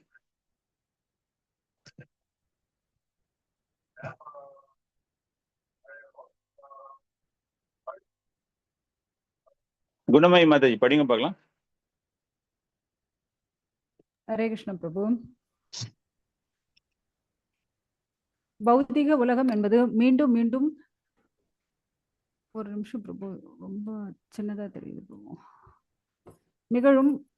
நிகழும் பிறப்பு மற்றும் இறப்பு என்னும் பெரும் வெள்ளத்தை போன்றது. அதில் படகு என்பது பக்தி மற்றும் ஆன்மீக அறிவை குறிக்கிறது. பகவானை சரணடைவதன் மூலம் பக்தர்கள் பாதுகாப்பாக கரை சேர்க்கப்படுகிறார்கள். பகவானை பற்றி கொள்ளாமல் இருக்கும்போது ஜீவாத்மா பௌதிக வாழ்வில் அலைகளால் அலக்கழிக்கப்படுகிறது. மத்ஸ்ய அவதாரம் மனுவின் படகை வெள்ளத்தில் கடந்து கொண்டு சென்றது போல பகவான் தன்னுடைய சரணடைந்த ஆத்மாவை சம்சார சாகரம் என்னும் பௌதீக வாழ்வு பெருங்கடலை கடந்து அழைத்து செல்கிறார். ஹரே கிருஷ்ணா. சோ பக்தியில இருக்கக்கூடிய நம்ம, அதாவது பௌதீக வாழ்க்கையில் இருக்கக்கூடிய ஒருவர் தெரிந்து கொள்ள வேண்டிய மிகப்பெரிய தத்துவம் என்ன அப்படின்னா, நமக்கு எப்பவுமே பிரளயம்தான், நம்ம வாழ்க்கை முழுக்க பிரளயம் தான். நீங்க கிட்டத்தட்ட ஒரு 14 பிரளயங்களை பத்தி நம்ம பேசுறோம். ஒரு தினத்துல 14 பிரளயங்கள் வரை ஏற்படலாம். அப்படிங்கும்போது அப்ப நம்முடைய வாழ்க்கையில் பிரளயம், நம்ம பிரளயத்தில் தான் வாழ்ந்து கொண்டிருக்கிறோம். பல பிரச்சனைகள், பல கலக்கங்கள் நமக்கு மனதுல. அப்படி இருக்கும்போது இதை எப்படி நாம் கடந்து செல்வது? அந்த மாதிரி ஒரு பிரளயத்துல நம்ம சிக்கும் பொழுது, வாழ்க்கை இது போல துன்பப்படும் பொழுது நம்ம என்ன பண்றோம் அப்படின்னா, தவறான முடிவுகளை நிறைய பேர் எடுக்கிறதுக்கு காரணம் இல்லையா? மதுவிற்கு போதை, இல்லைன்னா சிகரெட்டுக்கு போதை, இல்லைன்னா வேறு ஒரு பெண்ணோட ஒரு தொடர்பு, வீட்டுல ஒரு பிரச்சனை, ஒய்ஃபோட ஒரு பிரச்சனை அப்படிங்கும்போது அந்த வேதனை எல்லாம் போய் வேற எங்கேயாவது சொல்லணும்னு சொல்லிட்டு வேற எங்கேயாவது போய் சொல்லும்போது, that is how the relationship develops outside. நிறைய கேஸ் எல்லாம் நீங்க பாத்தீங்க அப்படின்னா, psychologically this is all the proven fact. அந்த மாதிரி பல விஷயங்களுக்கு நாம் சென்று பக்தி பாதையிலிருந்து தவறுந்து வெளியேறி விடுகிறோம். அதனால தான் இந்த படகு என்பது ஒரு பக்தியாக பார்த்து, நம்ம இந்த பிரளயத்திலிருந்து நம்ம கடக்கணும் அப்படின்னா பக்தி மூலமாகவும் ஆன்மீக அறிவு மூலமாகவும் நாம் இதில் வரும்பொழுது நமக்கு பாதுகாவலராக வருபவர் எப்படி மத்ஸ்ய அவதாரம் தோன்றியதோ, ஒரு பெரிய பிரபஞ்சத்தையே காப்பாற்றுவதற்காக தோன்றியதோ, அது போல ஆன்மீக ஆச்சாரியார்கள், பகவான் ஆன்மீக ஆச்சாரியார் ரூபங்களில் தோன்றி இந்த சம்சார சாகர கடலில் தத்தளித்து கொண்டிருக்கக்கூடிய நமக்கு, ஆன்மீகத்தை பத்தி தெரியாதவங்களை பத்தி நமக்கு கவலையே கிடையாது. நம்ம பக்தியில வரணும், நம்ம இதுல இருந்து ஒரு நேரான பாதையில போகணும் அப்படிங்கிறவங்க பாதுகாப்பா வெளியேறணும்னு ஆசைப்படுவாங்க இல்லையா, அவர்களுக்கு இது போன்ற ஒரு விஷயம்.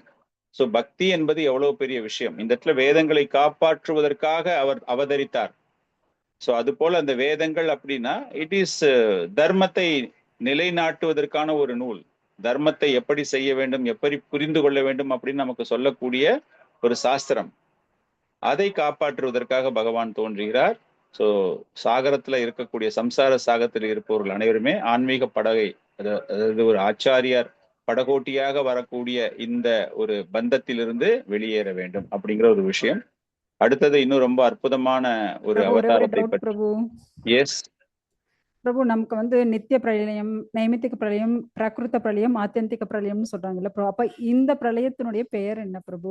ஏன்னா ஒவ்வொரு மன்வந்தரம் டைம்ல வரக்கூடிய அந்த பிரளயத்தினுடைய பெயர்.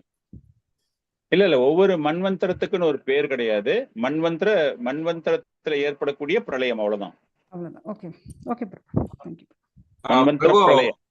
இங்க வைவஸ்வத மனுவை ஒரு படகில் ஏற்றிக்கொள்ள செய்து அவரை காப்பாற்றினார் இருக்கு. அப்புறம் இந்த சத்தியவிரதருக்கும் வைவஸ்வத மனு இது எப்படி? ஆமா, சத்தியவிரதா தான் நெக்ஸ்ட் மனுவா வராரு. அந்த சத்தியவிரத அரசர் தான் அடுத்த மனுவா வராரு. வைவஸ்வத மனுன்றது அவர் தான். சத்தியவிரத முனி இருக்கார் இல்லையா, அந்த சத்தியவிரத முனி தான் வைவஸ்வத மனுல சீஃப். அவர் தான். Okay okay. அந்த மனு பேரு வைவஸ்வதா. அதுக்கு இன்சார்ஜ் யாரு அப்படின்னா இவரு தான். நம்ம அதுக்கு தான் ஆரம்பத்திலேயே சொன்னோம் இல்லையா, ஒவ்வொரு மனுவுக்கும் ஒரு இந்திரன், ஒரு தேவன் இருக்கிற மாதிரி. அந்த மனு இவரு தான், அந்த ராஜாவா இருந்தவர். அது போறதுக்கு முன்னாடி இப்ப எப்படி பலி மகாராஜா இப்ப ராஜாவா இருந்துகிட்டு பின்னாடி is going to take a new position, right?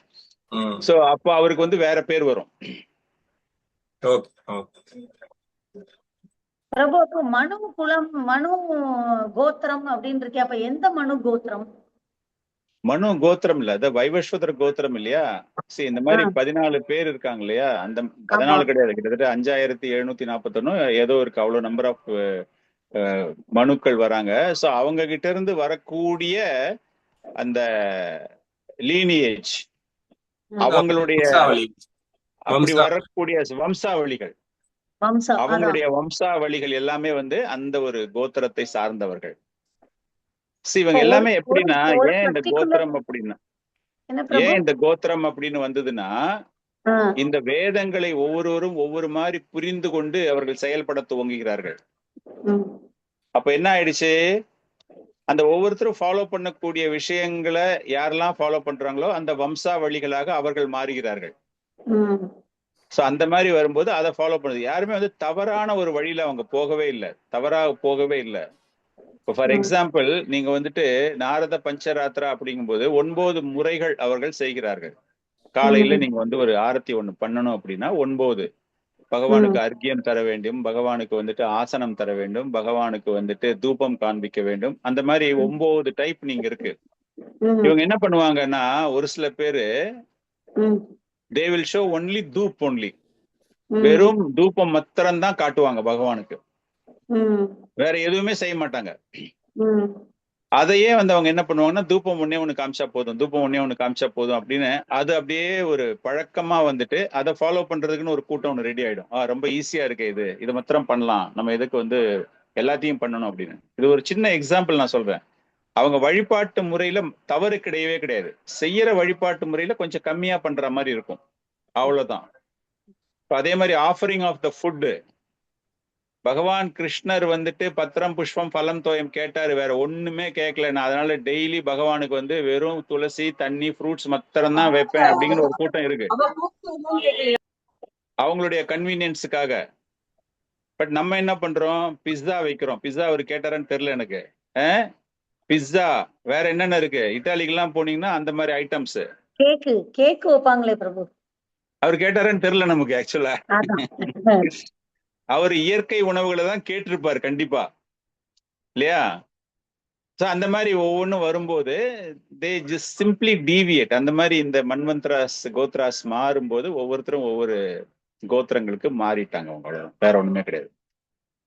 So அடுத்தது வந்து ரொம்ப முக்கியமான ஒரு அவதாரம். இந்த அவதாரம் வந்து கூர்ம அவதாரம். கூர்ம அவதாரத்துல என்ன சொல்றாரு பகவான், அதை எப்படி புரிந்து கொள்வது, அந்த தத்துவம் என்ன அப்படிங்கிற விஷயத்தை நம்ம தெரிந்து கொள்ள முயற்சி செய்யலாம். ஸ்லோகா நம்பர் 16 படிங்க மாதேஜி. சித்ரா மாதேஜி, நீங்க ஸ்லோகம் படிச்சு டிரான்ஸ்லேஷன் படிங்க.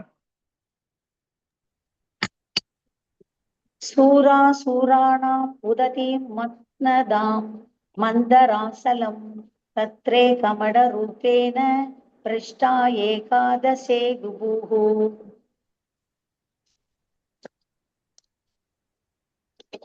டிரான்ஸ்லேஷன் படிச்சிடும். 11வது அவதாரமாகிய தோன்றிய பகவான் ஒரு ஆமையின் வடிவத்தை ஏற்றார். அப்போது பிரபஞ்சத்தை சேர்ந்த சுர அசுரர்களால் மத்தாக பாவிக்கப்பட்ட மந்தார மலைக்கு அவரது ஓடு ஒரு சுழலச்சாக இருந்தது. தேவர்களும் அசுரர்களும் கடலில் இருந்து அமிர்தத்தை உற்பத்தி செய்வதில் ஈடுபட்டனர். அதை பருகுவதால் அவர்கள் அனைவரும் மரணமற்றவர்கள் ஆக முடியும் என்பதே இதன் நோக்கம். அப்போது மந்தார மலை மத்தாக உபயோகிக்கப்பட்டது. பரமபுருஷரின் அவதாரமாகிய கூர்ம தேவரின் அதாவது ஆமையின் ஓடு கடல் நீரிலிருந்து மலைக்கு ஒரு சுழலச்சாக செயல்பட்டது. சுழல் அச்சு மந்தார மலையை கடையும் பொழுது, திருப்பார் கடலை கடையும் பொழுது, மந்தார மலையை வச்சு திருப்பார் கடல் கடையப்படும் பொழுது அதிலிருந்து வரக்கூடிய அமுதம், அதை கடையும் போது அந்த ஹில்ல பேலன்ஸ் பண்ணணும். அது வந்து ஒரு பக்கமா சைட்ல போய் விழுது அப்படிங்கிறதுக்காக பகவான் என்ன பண்றாருன்னா கூர்ம அவதாரம் எடுக்கிறார். அப்படிங்கிறது தான் இந்த புரிதல். எதற்காக அமிர்தத்தை கடைய வேண்டும் யாருக்காவது தெரியுமா? இந்திரனுக்கு மரணம் இல்லாமல் இருக்கிறதுக்கு அது அமிர்தத்தை சாப்பிட்டா மரணம் வராது. அதனால துர்வாசர் சாபம் கொடுத்துட்டாரு. அதனாலதான் பிரபு அவங்க 2 பேரும் சூரர்கள் அசுரர்கள் கடையறாங்க. துர்வாசூர் சாபம்.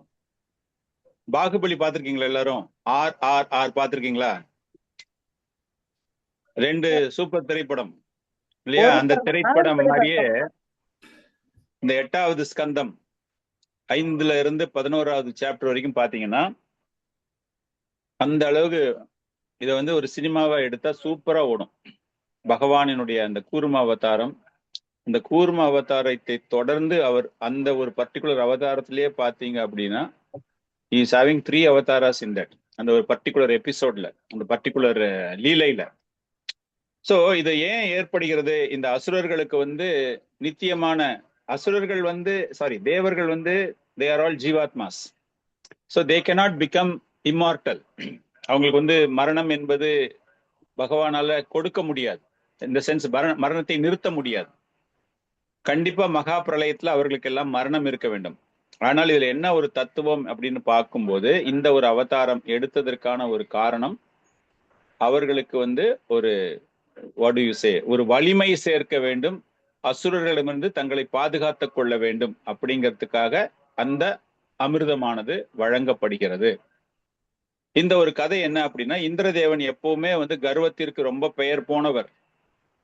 அந்த மாதிரி ரொம்ப ஒரு கர்வம் இருக்கும்போது ஒரு முறை துர்வாச முனியை அவன் பார்க்க நேரிடுகிறது. அவன் வந்து ரோட்ல யானையில வந்துகிட்டு இருக்கார்.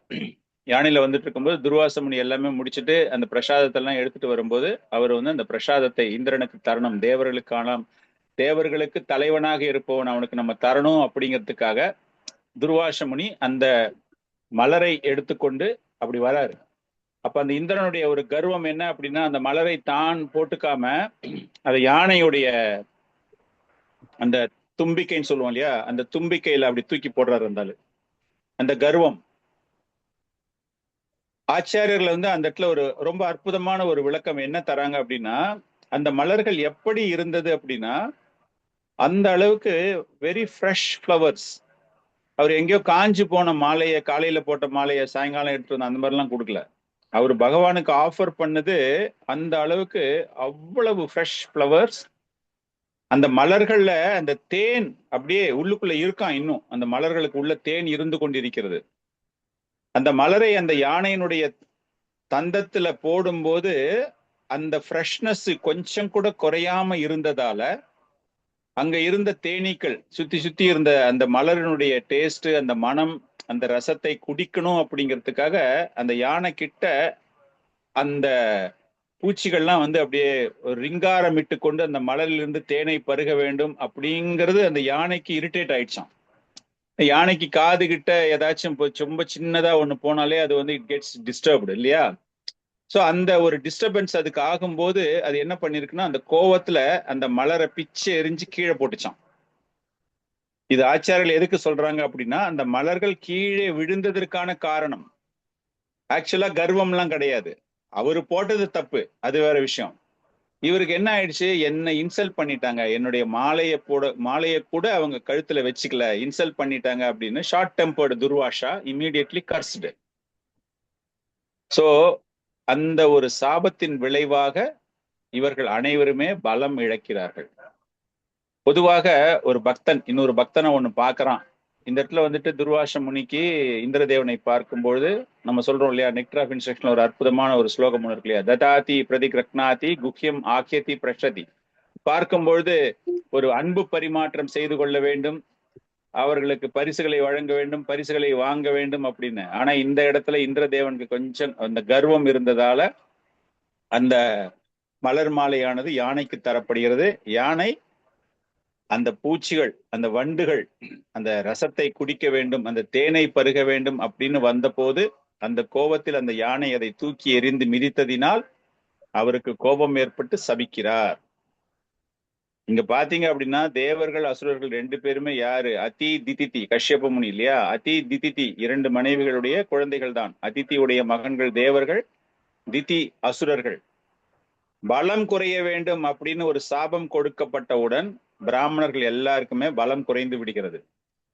உடனே ஆட்டோமேட்டிக்கா எங்க ஓடுவாங்க, எல்லாருமே பிரம்மதேவர்கிட்ட தான் ஓடுவாங்க. பிரம்மதேவா இந்த மாதிரி ஆயிடுச்சு, எனக்கு எப்படியாவது காப்பாத்துப்பா அப்படிங்கும்போது பிரம்மதேவன் உடனே என்ன பண்றாரு, சரி வாங்க நம்ம எல்லாரும் போய் பகவானை பார்க்கலாம், எனக்கு ஒண்ணும் தெரியாது, நான் வந்து அவரால் அப்பாயிண்ட் பண்ண ஆளு, நம்ம போய் அவரை தான் போய் கேட்கணும் அப்படின்னு அந்த ஸ்வேத தீபம் பகவான் இருக்கக்கூடிய அந்த திருப்பார் கடல் சொல்லுவோம் இல்லையா, அங்க நித்திரையில் யோக நித்திரையில் இருந்த பகவானை பார்ப்பதற்காக அவர்கள் செல்லும் பொழுது எல்லா விவரமும் தெரிகிறது. அப்போ அவர் சொல்றாரா, நீ போய் பலி மகாராஜாவை பாரு, இந்த மாதிரி இந்த திருப்பார் கடலை கடையும் பொழுது அமிர்தம் வரும், நிச்சயமா தேவர்கள் நீங்கெல்லாம் வந்துட்டு எதுக்குமே லாய்க்கல, உங்களுக்கு வந்து தெம்பே கிடையாது, உங்களுக்கு கூட யாராச்சும் ஹெல்ப் பண்ணாதான் உங்களால அந்த மலையை கடைய முடியும், நான் அதுக்கு எல்லா ஏற்பாடும் பண்றேன், ரெண்டு பேரும் சேர்ந்து நீங்க பண்ணுங்க அப்படின்னு. அந்த மாதிரி ரெண்டு பேரும் சேர்ந்து பண்ணலாம் அப்படிங்கிறதுக்காக பலி மகாராஜாவை பாக்குறதுக்காக இவங்க போறாங்க. போகும்போதே அங்க இருக்கிற காவல்காரர்கள் பலி மகாராஜாவுடைய எல்லாருமே வந்து சந்தேகப்படுகிறார்கள். இந்திரதேவன் அங்க வந்து கேட்கறான், இதுல ஏதோ ஒரு பெரிய சதித்திட்டம் இருக்கு அப்படின்னு. They are completely refusing. ஆனா பலி மகாராஜா வந்து யார் அப்படின்னா ஒரு வைஷ்ணவ குணங்கள் உடையவர் இல்லையா, பிரகலாத மகாராஜாவினுடைய அந்த சந்ததி அவர். அதனால இந்திரதேவனுக்கு வந்து ரொம்ப மரியாதை கொடுத்து எல்லாருமே சந்தேகப்படும் பொழுது அவருக்கு ஏற்றுக்கொள்கிறார். ஸோ அந்த மாதிரி அந்த இருவரும் சேர்ந்து அந்த திருப்பார் கடலை கடையும் பொழுது ஒரு பக்கம் அசுரர்கள் ஒரு பக்கம் தேவர்கள், அதுல அந்த அமிர்தம் வரும்பொழுது அது இந்த தேவர்களுக்கு வழங்கப்படுகிறது. ஸோ அதற்காக தோன்றிய ஒரு அவதாரம் தான் இந்த ஒரு பர்டிகுலர் அவதாரம், கூர்ம அவதாரம். ஆமையாக வருகிறார், மந்த்ராச்சல மலையை கடைந்து அதிலிருந்து வரக்கூடிய அந்த அமிர்தங்களை அவர் பகவான் தேவர்கள் தருவதற்கு உதவி செய்கிறார். இதுக்கு அடுத்ததே பாத்தீங்க அப்படின்னா 12வது 13வது அவதாரம் பாத்தீங்க அப்படின்னா இந்த ஒரு லீலைக்கு தொடர்புடைய அவதாரங்கள் தான் பகவான். இந்த பகவான் வந்து தோன்றுவது எதற்காக அப்படிங்கிறது அடுத்த ஸ்லோகத்தில் நாம் பார்க்கலாம். ஸ்லோகா நம்பர் 17. தானவந்தரம் துவாதசாமாம் த்ரயோதசமம் ஏவச்ச அபாயாயத் சூரன் அன்யன் மோகின்ய மோகயன் ஸ்ரீயா. கோகுல மாதா மாதாஜி ஸ்லோகா பிளஸ் டிரான்ஸ்லேஷன் படிங்க.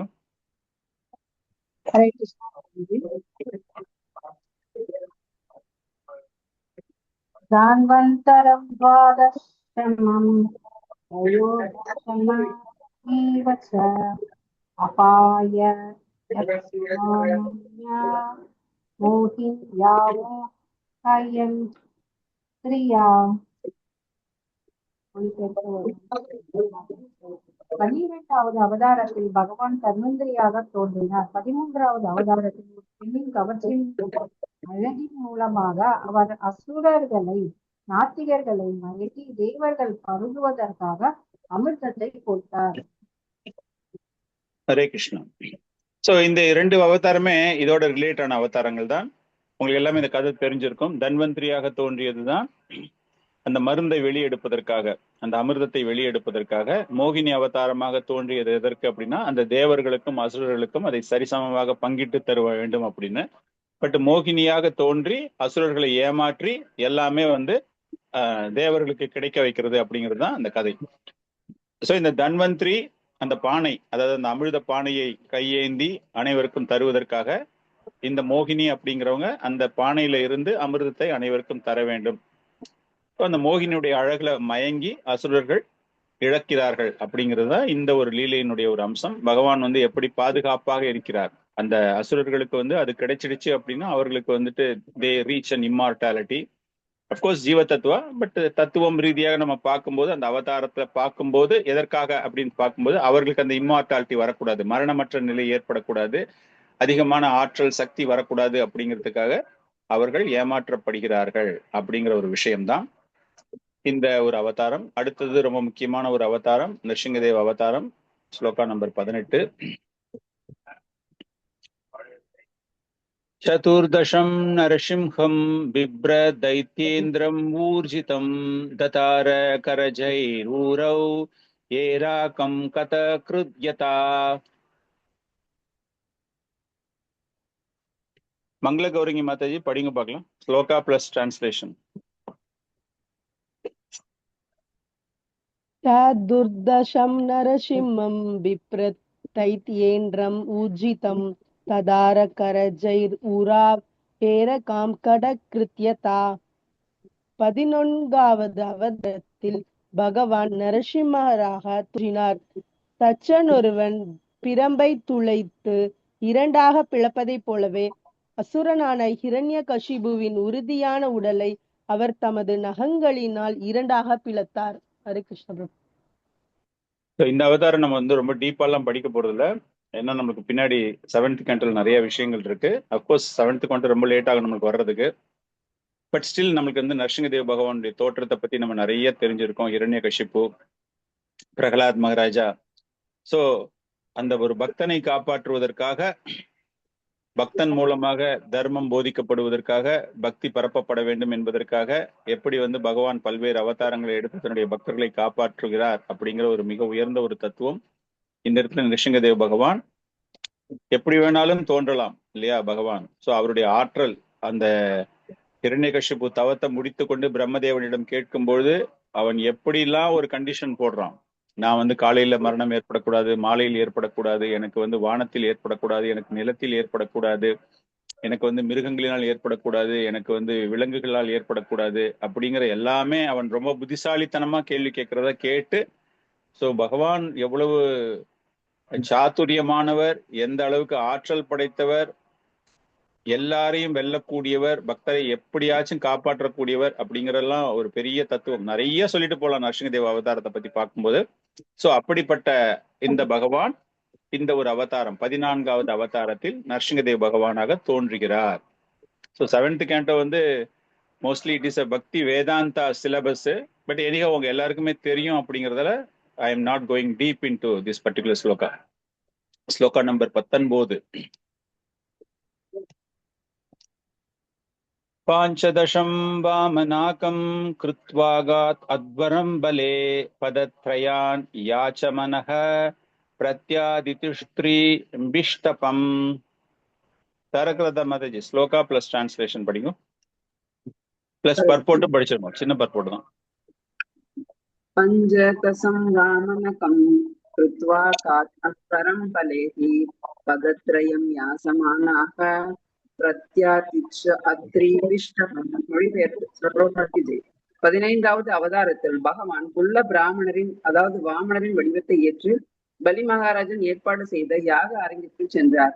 3 கிரக அமைப்புகளையும் கொண்ட ராஜ்யத்தை திரும்ப அடைய வேண்டும் என்று மனதிற்குள் எண்ணிய போதும் 3 அடி நிலத்தை மட்டுமே அவர் யாசித்தார். பொருளுரை: சர்வசக்தி படைத்த இறைவனால் மிகச்சிறிய பொருளிலிருந்து பிரபஞ்சம் வரையுள்ள எதையும் யாருக்கும் அளிக்க முடியும். அதே போலவே சிறிய நிலம் ஒன்றை யாசிப்பதாக கூறி முழு பிரபஞ்சத்தையுமே அவரால் பறித்துக் கொள்ளவும் முடியும். ஹரே கிருஷ்ணா. பாஞ்சதசம், பாஞ்ச் பிளஸ் தஸ் 15 இல்லையா? பாஞ்சதசம்னா 15வது வாமனாக்கம். ரொம்ப குள்ளமான உருவத்தில் வாமன தேவராக, வாமன தேவர் அதாவது ஒரு பிராமணனாக தோன்றுகிறார் அப்படிங்கிற ஒரு விஷயம். சோ இதுல முக்கியமாக புரிந்து கொள்ள வேண்டிய ஒரு தத்துவம், இந்த பலி மகாராஜா பிளஸ் வாமன தேவுடைய அவதாரத்துல புரிந்து கொள்ள வேண்டிய விஷயம் என்ன அப்படின்னா, பணிவு, சரணாகதி பிளஸ் எல்லாமே பரம பகவான், அதாவது பரம சத்தியம், பரம்பொருளினுடைய கட்டுப்பாட்டில் தான் இயங்குகிறது அப்படிங்கிற ஒரு 3 மிகப்பெரிய உண்மைகள் இந்த ஒரு அவதாரத்திலிருந்து நாம் புரிந்து கொள்ள வேண்டிய ஒரு விஷயம். ஏன்னா பலி மகாராஜா அவர் என்ன நினைச்சிட்டாரு அப்படின்னா, எல்லாமே எனக்கு சொந்தம், நான் யார் எது கேட்டாலும் என்னால் தர முடியும். அந்த பிராமணன் எனக்கு 3 அடி நிலம் வேண்டும் அப்படின்னு கேட்கும்போது அவர் ரொம்ப ஒரு ஒரு கிண்டலா, பிராமணனா இருந்த நீ ரொம்ப பெரிய புத்திசாலியா இருப்ப அப்படின்னு நான் நினைச்சேன், ஆனா நீ இவ்வளவு புத்தி குறைவற்றவனாக இருக்கிறாயே, போதுமா உனக்கு அப்படிங்கிற மாதிரி அந்த லீலை ஃபுல்லா நம்ம படிச்சோம் அப்படின்னா ஆச்சாரியர்கள் ரொம்ப ரசமான விதத்துல அதை வர்ணித்திருப்பார்கள். அந்த மாதிரி பார்க்கும்போது பலி மகாராஜா அந்த நேரத்துல அசுரர்களையே வெரி வெரி பவர்ஃபுல் அந்த பலி மகாராஜாவை தான் பாக்குறான். போன அவதாரம் பார்க்கும்போது இந்திரதேவன் அந்த பலி மகாராஜாவோட தான் உதவி கேட்கிறார், திருப்பார்கடலை கடைய வேண்டும் அப்படிங்கிற ஒரு விஷயத்திற்காக. அப்ப என்ன ஆகுது அப்படிங்கும்போது, எதுவுமே நமக்கு சொந்தம் கிடையாது. தத்துவ ரீதியாக நம்ம பார்க்கும் பொழுது வாமன தேவர் 3 அடிகள் கேட்கிறார் இல்லையா? திரிவிக்ரம அவதாரம் கூட சொல்லுவாங்க. காஞ்சிபுரத்துல போனீங்கன்னா அருமையான ஒரு கோயில், அப்படியே காலை தூக்கிட்டு மேல அப்படியே போற மாதிரி அவ்வளவு ஃபர்ஸ்ட் கிளாஸ் டெம்பிள் அது. திரிவிக்ரம அவதாரம். பகவான் ஒரு அடியிலேயே முழு உலகத்தையும், அதாவது இந்த பூமியை முழுவதையும் அளந்து விடுகிறார். 2வது அதுக்கு மேல இருக்கிறது எல்லா லோகத்தையுமே ஒரு அளந்துடுறார். பகவானுக்கு 3வது அடி எடுத்து வைப்பதற்கு இடம் கிடையாது. எல்லாமே பகவானுக்கு சொந்தம். அவர்தான் இது எல்லாத்துக்குமே. புக்தாராம் யக்ஞ தபசம் நம்ம சொல்றோம் இல்லையா? எல்லாமே அவருடைய சொந்தம், அவரால் தான் அனுபவிக்க வேண்டும் அப்படிங்கிற ஒரு விஷயம். ஹம்பிள்னஸ் எப்படி தோன்றுகிறது? பகவான் ஒரு சாதாரண பிராமணனாக தோன்றுகிறார். பகவான் தன்னுடைய ஆற்றலை நிரூபிப்பதற்கு பெரிய ரூபம்லாம் எடுக்கணும்னு அவசியமே கிடையாது. சாதாரண குள்ளமான ஒரு ரூபத்தை எடுத்துட்டு அவருடைய அந்த ஆன்மீக தன்மையின் மூலமாக அந்த அளவுக்கு ஒரு பணிவு, அவருக்கும் பலி மகாராஜாவுக்கும் நடைபெறக்கூடிய அந்த டிஸ்கஷன் நீங்க பாத்தீங்க அப்படின்னா அந்த அளவுக்கு ஒரு பணிவான முறையில் ஒரு பிராமணனுக்கே உரிய எந்த அளவுக்கு ஒரு பிராமணர் நடந்து கொள்ள வேண்டும், ஆன்மீகத்தில் வளர வேண்டும் அப்படின்னு அந்த எக்ஸ்டீரியர் பிலாசபி அவர் பேசுறது எல்லாமே பார்த்தோம் அப்படின்னா எனக்கு எந்த விதமான ஆடம்பரமும் வேண்டாம். அந்த பேச்சுல பார்க்கும்போது பலி மகாராஜா ரொம்ப நிறைய ஆஃபர் பண்ணுவாரு. நீ திருமணம் செய்து கொள்ள வேண்டும், நீ பிராமணனாக இருக்கிறாய், உனக்கு வசதிகள் பெருக வேண்டும் அப்படின்னு. அதெல்லாம் எதுவுமே வேண்டாம். அந்த அளவுக்கு ஒரு ஹம்பிள்னஸ்ல அது காண்பிக்கப்படுகிறது. அதுக்கப்புறமா அவருடைய ஆற்றல் நிரூபிக்கப்படுகிறது. 3 அடிகளிலுமே அந்த உலகத்தையே அளந்து, 2 அடிகளில் பிரபஞ்சத்தையே அளந்து 3வது அடிக்காக பார்க்கும் பொழுது அந்த இடத்துல அடுத்த ஒரு முக்கியமான ஒரு விஷயம் முழுமையான சரணாகதி. பலி மகாராஜா முழுமையான ஒரு சரணாகதி. எப்படி அந்த இடத்துல சுக்கராச்சாரியார் ஒரு தவறான போதனை, ஒரு ஆன்மீக ஆச்சாரியார் தவறான போதனை கொடுக்கும் பொழுது அவரை நிராகரிக்கலாம் அப்படிங்கிற ஒரு மிகப்பெரிய ஒரு பாடத்தையும் நமக்கு இந்த ஒரு அவதாரம் கற்றுக் கொடுக்கிறது. இந்த ஒரு லீலையில் நாம் தெரிந்து கொள்கிறோம். சுக்கராச்சாரியார் சொல்றதை கூட கேட்காம பலி மகாராஜா வந்திருப்பது பகவான் தான், அவருக்கு அதனால ஆபத்து ஏற்பட போகிறது அப்படிங்கிற ஒரு ப்ரையர் இண்டிகேஷன் அவருக்கு தெரிந்திருந்தாலும் கூட அவர் அதை பத்தி எல்லாம் கவலைப்படவே இல்லை. முழு சரணாகதி. ஸோ அதுக்கு தான் ஆச்சாரியர்கள் எழுதும்போது எழுதுவாங்க, அந்த வம்சாவளி அதை அப்படியே காண்பிக்கிறது. பிரகலாத மகாராஜா பிரார்த்தனை செய்கிறார் இல்லையா, உனக்கு என்ன வேணும் அப்படின்னு கேட்கிறார். நரசிங்கதேவ் பகவான் கேட்கும் போது அந்த ஒரு ஸ்லோகம் படிக்கும்போது உங்களுக்கு தெரியும், தன்னுடைய சந்ததிகள் எல்லாமே கேட்கிறார். 14 சந்ததிகள் அப்படின்னு வரும் அந்த இடத்துல, அந்த பர்போர்ட்ல நீங்க பார்க்கும்போது. அப்போ இவர் அதுல இருக்காராம். அதனால அந்த டிவைன் நேச்சர் அவருக்கு வந்துடுச்சு. இந்த பகவான் அப்பவே அந்த கிருப்பை கொடுத்திருக்கார். அதனால பலி மகாராஜா அசுரர்களுக்கு தலைவனாக இருந்த போதிலும் அவன் அங்கு ஒரு வைஷ்ணவ குணத்தை அங்கு வெளிப்படுத்துகிறான். வாமன தேவர் கேட்கிற உடனே எல்லாத்தையுமே அவன் தன்னுடைய எல்லா செல்வம் எல்லாத்தையுமே இழக்க தயாராகிறான். ஒரு உண்மையான சரணாகதி. எப்படி பரீட்சத் மகாராஜாவுக்கு 7 தினங்களில் மரணம் அப்படின்னு தெரிஞ்ச உடனே எல்லாத்தையுமே துறந்து விட்டு அவர் கங்கை நதிக்கரையில் கேட்க வேண்டும், பாகவத்தை கேட்க வேண்டும் அப்படிங்கிறதுக்காக அவர் வெளியே வந்தாரோ, அது போல பலி மகாராஜாவுக்கு இந்த மாதிரி ஆயிடுச்சு. நான் கொடுத்த உறுதி வாக்கு 3 அடி நிலம் எனக்கு வேணும்னு கேட்டாரே, 2 அடி அளந்துட்டாரு, 1 அடிக்கு என்ன வேணும் அப்படிங்கும்போது முழுமையாக தன்னையே ஆத்ம நிவேதனம் சொல்றோம் இல்லையா, அந்த மாதிரி முழுமையாக சரணாகதி அடைந்தவர்.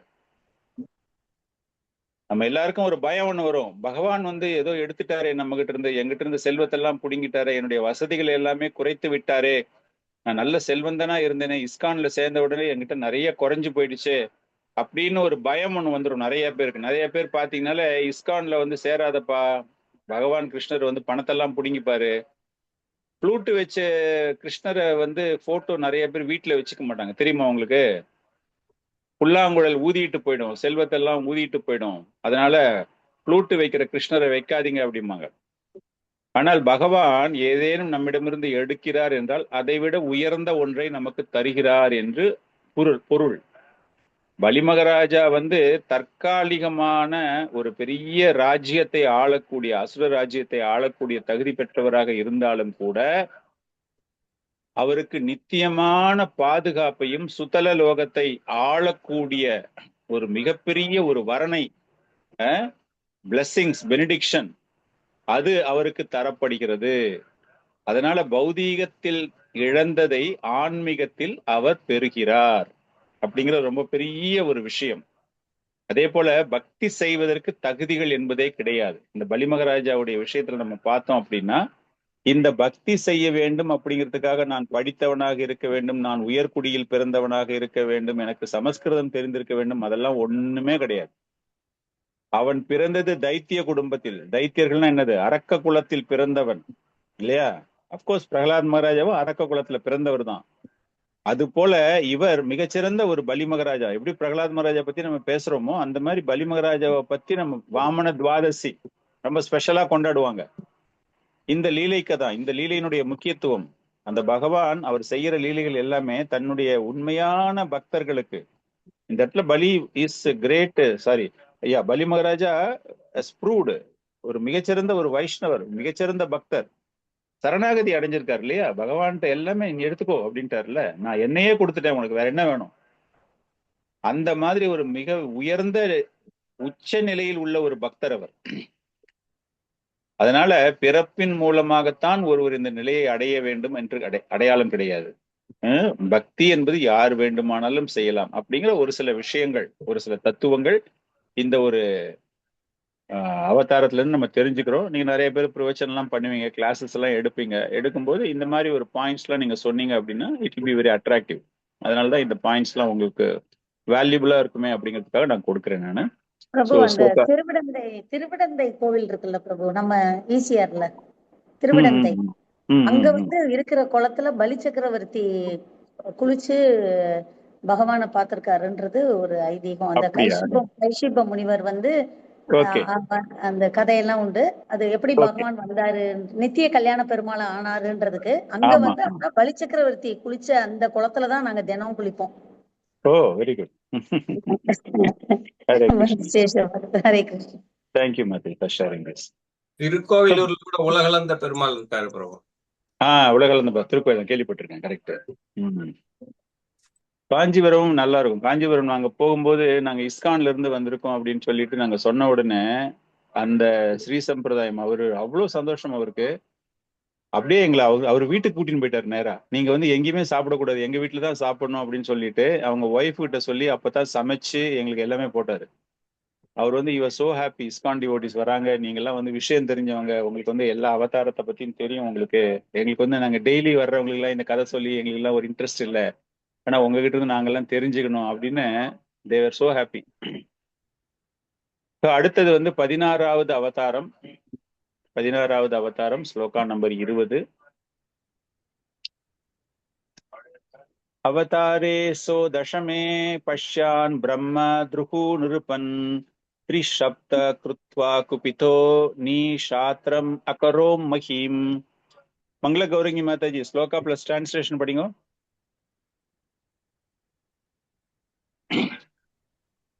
ஹரே கிருஷ்ண.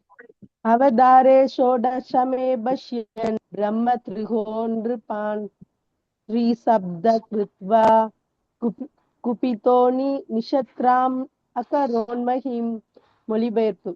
16வது அவதாரத்தில் பகவான் பிருகுபதியாக அவதரித்தார்.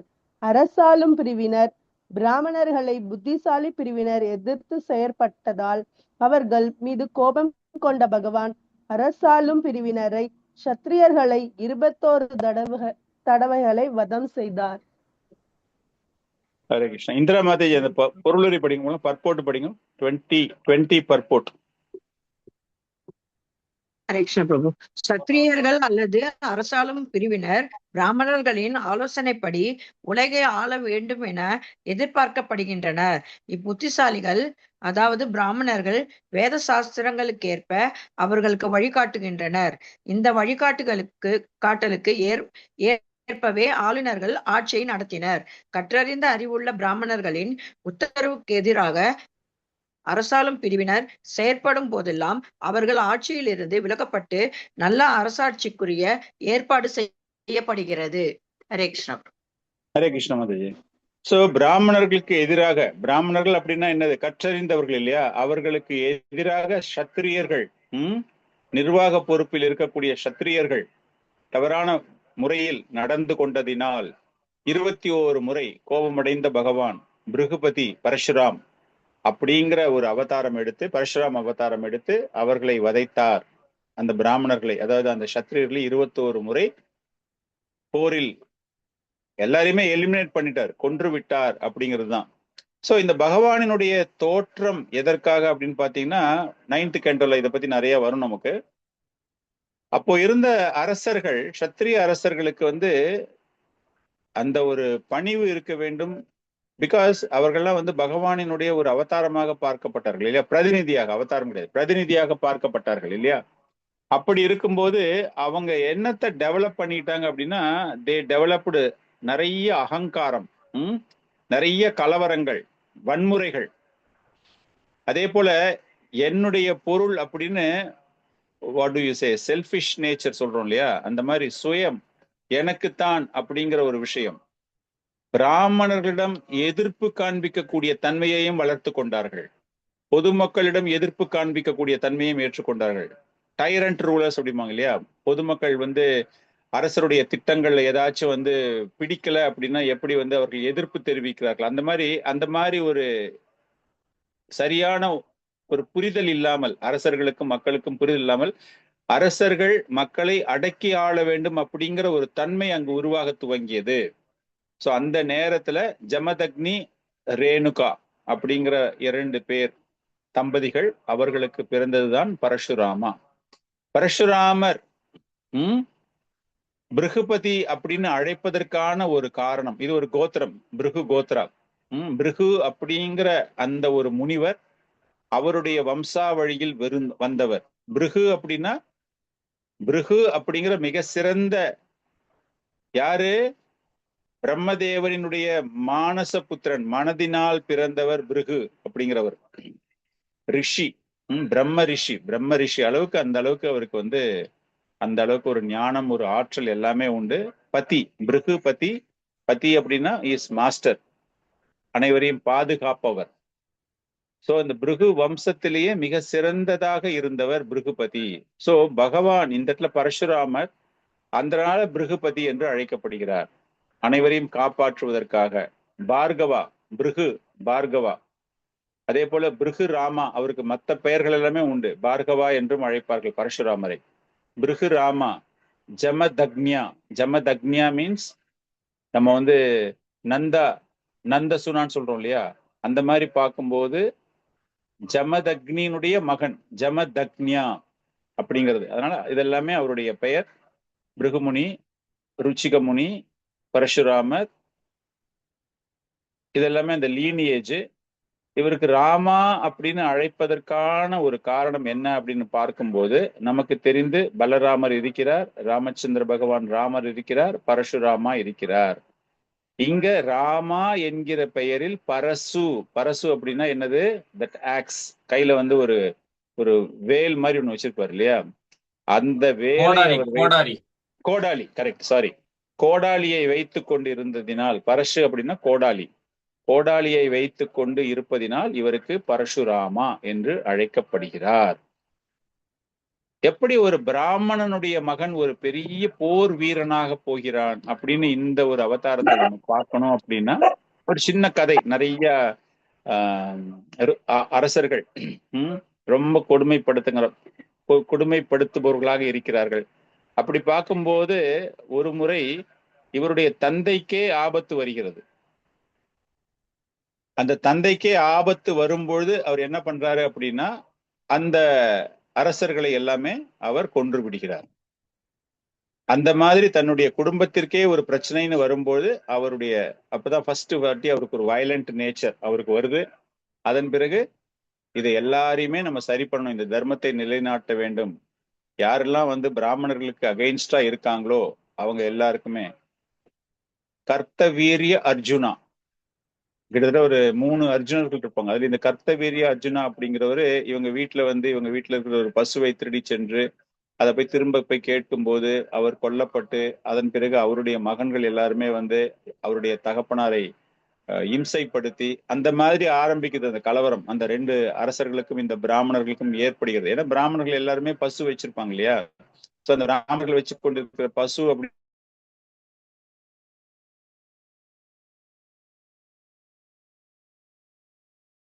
அதனுடைய இதுல எப்படி முதன்முறையாக அவர் ஒரு பிராமணனாக பிறந்திருந்தாலும் ஒரு போர் வீரன் போல அவர் ஆரம்பிச்சாரு அப்படிங்கிறதுக்கு அந்த ஒரு particular episode is there. So இது வந்து அந்த ஒரு அவதாரத்தினுடைய ஒரு மகிமை, பரசுராமனுடைய அவதாரம். அடுத்தது 17வது அவதாரம். 17வது அவதாரம் ரொம்ப முக்கியமான ஒரு அவதாரம். ராமான்னு பேரு ஏன் வந்தது பிரபு? ஆக்சுவல் கையில வந்து இது வச்சிருக்கிறதுனால அவரு அந்த பரசு ராமா, அதுக்குதான் பரசுன்னு வந்துருச்சு அவருக்கு. ராமான்னு வரும்போது Rama is nothing but a supremeness. Hare Krishna Hare Rama அப்படிங்கும்போது that Rama is power. So அந்த பரசு மூலமாக அந்த பவரை அவர் வைக்கிறாரு. And he gives pleasure by using. What is the pleasure is giving? ராமானா பிளஷர் கிவர். ஸோ ராமா இந்த இடத்துல பார்க்கும்போது அந்த கோடாலியை வைத்து is giving a pleasure means by protecting the பிராமணாஸ் இல்லையா, அந்த பிராமணர்களுக்கு அந்த சந்தோஷம் அங்க கிடைக்குது, அதனால பரசுராமா அப்படின்னு. ஸோ இந்த இடத்துல ராமாங்கிற பேர் வந்து how the Brahmanas got pleasure by way of protection because he was using an instrument. பிரபு, பீஷ்மருக்கும் இவருக்கும் இடையில ஒரு ஃபைட் நடக்குதுல்ல? ஆமா பிரபு, பீஷ்ம தேவருக்கும் இவருக்கும் அந்த அம்பிகா அம்பாலிகா அந்த 3 பெண்கள்ல ஒரு பொண்ணு இருக்கா இல்லையா, அந்த பெண்ணு பீஷ்ம தேவர் மனம் முடிக்க ஆசைப்படும் பொழுது மறுப்பு தெரிவிக்கிறார். இல்ல நான் வந்துட்டு பிரம்மச்சாரி, நைஷ்டிக பிரம்மச்சாரி, நான் உன்னை திருமணம் செய்து கொள்ள முடியாது அப்படின்னு பார்க்கும்போது பரசுராமரிடமிருந்து தான் பீஷ்மர் கல்வியையும் கற்கிறார். அவருக்கு வந்து one of the martial teachers. எப்படி வந்து துரோணாச்சாரியார் அர்ஜுனுக்கோ அது போல பரசுராமர் அவருக்கு பீஷ்ம பிதாமாவிற்கு கற்றுக் கொடுத்தவர். சோ அந்த பெண் என்ன பண்றா, அவரிடம் சென்று முறையிடுகிறார், என்னை இவர் கல்யாணம் பண்ணிக்க சொல்லு அப்படின்னு. அப்ப வந்து அவர் கேட்கிறார், நீ கல்யாணம் பண்ணிக்கோ அப்படிங்கும்போது மறுப்பு தெரிவிக்கிறார். அந்த மறுப்புல 2 பேருக்கும் சண்டை நடக்குது. அதுல பீஷ்ம பிதாமா வெற்றி பெறுகிறார். அது ஒரு லீலை, பகவானுடைய லீலை. பீஷ்ம பிதாமாவுடைய அந்த பிரம்மச்சரியத்தை நிரூபிப்பதற்காக, அதனால பகவான் தோத்து போயிட்டாரு அப்படிங்கிற அர்த்தம் கிடையாது. அந்த குளோரிஃபை பண்றதுக்காக. ஆமா, பகவான் அவரை குளோரிஃபை பண்றதுக்காக. ஓகே, 21வது ஸ்லோகம். இந்த ஸ்லோகத்தோட நம்ம நிறுத்தி நாளைக்கு பார்க்கலாம். 21. ततः सप्तदशे जातः सत्यवत्यां पराशरा चक्रे वेद तरोशाका दृष्ट्वा पुंसो अल्पमेधशः. படிங்க சௌமியா மாதாஜி, டிரான்ஸ்லேஷன் படிங்க. ஹரே கிருஷ்ணா பிரபுஜி.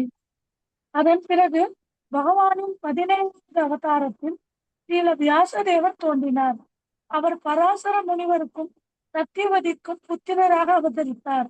பொதுவாக மக்கள் குறைந்த அறிவுள்ளவர்களாக இருப்பதை கண்ட அவர் ஒரு வேதத்தை பல கிளைகளாகவும் உபகிளைகளாகவும் பிரித்தார். Thanks. Thank you Mataji. Gokula Mataji purport படிங்க பார்க்கலாம்.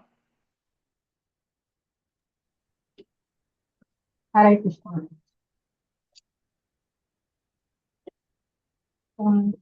21 மாதாஜி. 21. அதன் பிறகு மொழிபெயர்ப்பு வழங்கிய பொருளுரை வழங்கிய சில பிரபாத்தி. ஆரம்பத்தில் வேதம் ஒன்றாகத்தான் இருந்தது. ஆனால் சில வியாசதேவர் மூலவேதத்தை 4ஆக பிரித்தார். அவை சாம, ரிக் மற்றும் அதர்வா எனப்படுகின்றன. பிறகு மீண்டும் அவை புராணங்கள் மற்றும் மகாபாரதம் ஆகியவற்றை போன்ற வேறுபட்ட கிளைகளில் விளக்கப்பட்டன. வேத மொழியும் வேத விஷயமும் சாதாரண மனிதர்களுக்கு மிகவும் கடினமானவை ஆகும். அவை நுண்ணறிவு பெற்றவர்களும் கண்ணுணர்வு பெற்றவர்களுமான பிராமணர்களால் அறியப்படுகின்றன. ஆனால் தற்போதைய கலியுகம் அறியாமை மிகுந்தவர்களால் நிரப்பப்பட்டு உள்ளது. இந்த யுகத்தில் ஒரு பிராமண தந்தைக்கு பிறந்தவர்களும் கூட சூத்திரர்களையும் பெண்களையும் விட உயர்ந்தவர்களாக இருப்பதில்லை காண்ந்துள்ளனர். இருபிறப்பு எய்தியவர்களான பிராமணர்கள், சத்திரியர்கள் மற்றும் வைசியர்கள் ஆகியோர் சம்ஸ்காரங்கள் எனப்படும் புனிதப்படுத்தும் முறையை மேற்கொள்ள வேண்டும் என எதிர்பார்க்கப்படுகின்றனர். ஆனால் தற்போதைய யுகத்தின் தீய உந்துதலால் பிராமண குடும்பங்களில் பிறந்தவர்களும் மற்ற உயர் குடும்பங்களில் பிறந்தவர்களும் உயர்ந்த பண்பாட்டை இழந்துவிட்டவர்களாக உள்ளனர். அவர்கள் திஜ பந்துக்கள் அல்லது இருபிறப்பு எய்தியவர்கள், நண்பர்கள் அல்லது குடும்ப அங்கத்தினர்கள் என்று அழைக்கப்படுகின்றனர். ஆனால் இந்த திஜ பந்துக்கள் சூத்திரர்களுக்கும் பெண்களுக்கும் இடைப்பட்டவர்களாக வகைப்படுத்தப்படுகின்றனர். திஜ பந்துக்கள் சூத்திரர்களையும் சில வியாசதேவர் வேதங்களை பல்வேறு கிளைகளாகவும் உபகிளைகளாகவும் பிரித்தார். ஹரே கிருஷ்ணா. சோ வியாசதேவருடைய அவதாரம், பகவான் வியாசதேவராக இன்னைக்கு தோன்றுகிறார். சத்தியவதி பிளஸ் பராசர முனி. வெரி நெக்ஸ்ட் சாப்டரே நம்ம வியாசதேவரை பத்தி பேச போறோம். அதனால நம்ம ரொம்ப டீட்டெயிலா இங்க போக போறது இல்லை. ஸோ வியாசதேவரை பத்தி இங்க பொருளுரையில் எழுதும்போது எல்லா வேதங்கள், வியாசதேவருடைய ஒரு மிகப்பெரிய சாதனை அப்படின்னு பார்க்கும்போது வேதங்களை தொகுத்தவர் பிளஸ் மகாபாரதம் பிளஸ் ஸ்ரீமத் பாகவதம். மகாபாரத்தை தொகுத்தவர், ஸ்ரீமத் பாகவதம் அப்புறம் நம்ம அதை பத்தி அப்புறமா பேச போறோம். ஸோ இந்த மாதிரி புராணங்களை தொகுத்தவர், புராணங்கள், இதிகாசங்கள், வேதங்கள் இதை எல்லாமே தொகுத்து வழங்கியவர். அந்த அளவுக்கு அவருக்கு அவ்வளவு மிக சிறப்பு வாய்ந்தவர். அதை பத்தி தான் இங்க பேசப்பட்டிருக்கிறது. அவருக்கு ஏற்படக்கூடிய ஒரு மனவேதனை தான் பாகவத உருவாக்கம். அவர் இவ்வளவு பெரிய படைப்புகள் செய்த போதிலும் அவருக்கு மனதுல ஒரு நிம்மதி கிடைக்கவில்லை. அந்த நிம்மதிக்காக அவருக்கு அப்படியே மனசு வருத்தப்பட்டு கொண்டிருக்கிறார். அந்த நேரத்தில் நாரதமுனி தோற்றம் அளிக்கிறது. அந்த ஒரு சாப்டர்ல பார்க்கும்போது நம்ம நிறைய விஷயங்கள் அதில் நம்ம தெரிஞ்சுப்போம். ஸோ இது just supreme Lord is appearing as 17th அவதாரம் வியாசதேவர் அப்படிங்கிற ஒரு விஷயம்தான். ஸோ இதோட நம்ம இன்னைக்கு வகுப்பு நம்ம முடித்துக் கொள்கிறோம். இதற்கு அப்புறமாக முக்கியமான அவதாரங்கள் ராமச்சந்திர பகவானுடைய அவதாரங்கள் பிளஸ் கிருஷ்ண பகவான், பலதேவர் பிளஸ் கல்கி. 18, 19, 20, 21, 22, 21 அவதாரங்களா, 22 அவதாரங்கள். அதை பத்தி நம்ம அப்புறமா தெரிஞ்சுக்க போறோம். ஸோ இன்னைக்கு கிளாஸ் இதோட நம்ம முடிச்சுக்கலாம். ஏதாவது சந்தேகங்கள் இருந்தா கேட்கலாம். ஹரே கிருஷ்ணன். வியாசர் அப்பா ஒரு அம்மா எல்லாருமே மீனவ குடும்பம் தானே கேள்விப்பட்டிருக்கோம் பிரபு. இதுல முனிவர்னு போட்டிருக்கு அவங்க அப்பா. எப்படி முனிவர் தான், மீனவ குடும்பம் கிடையாது. அவர் தந்தை முனிவர்.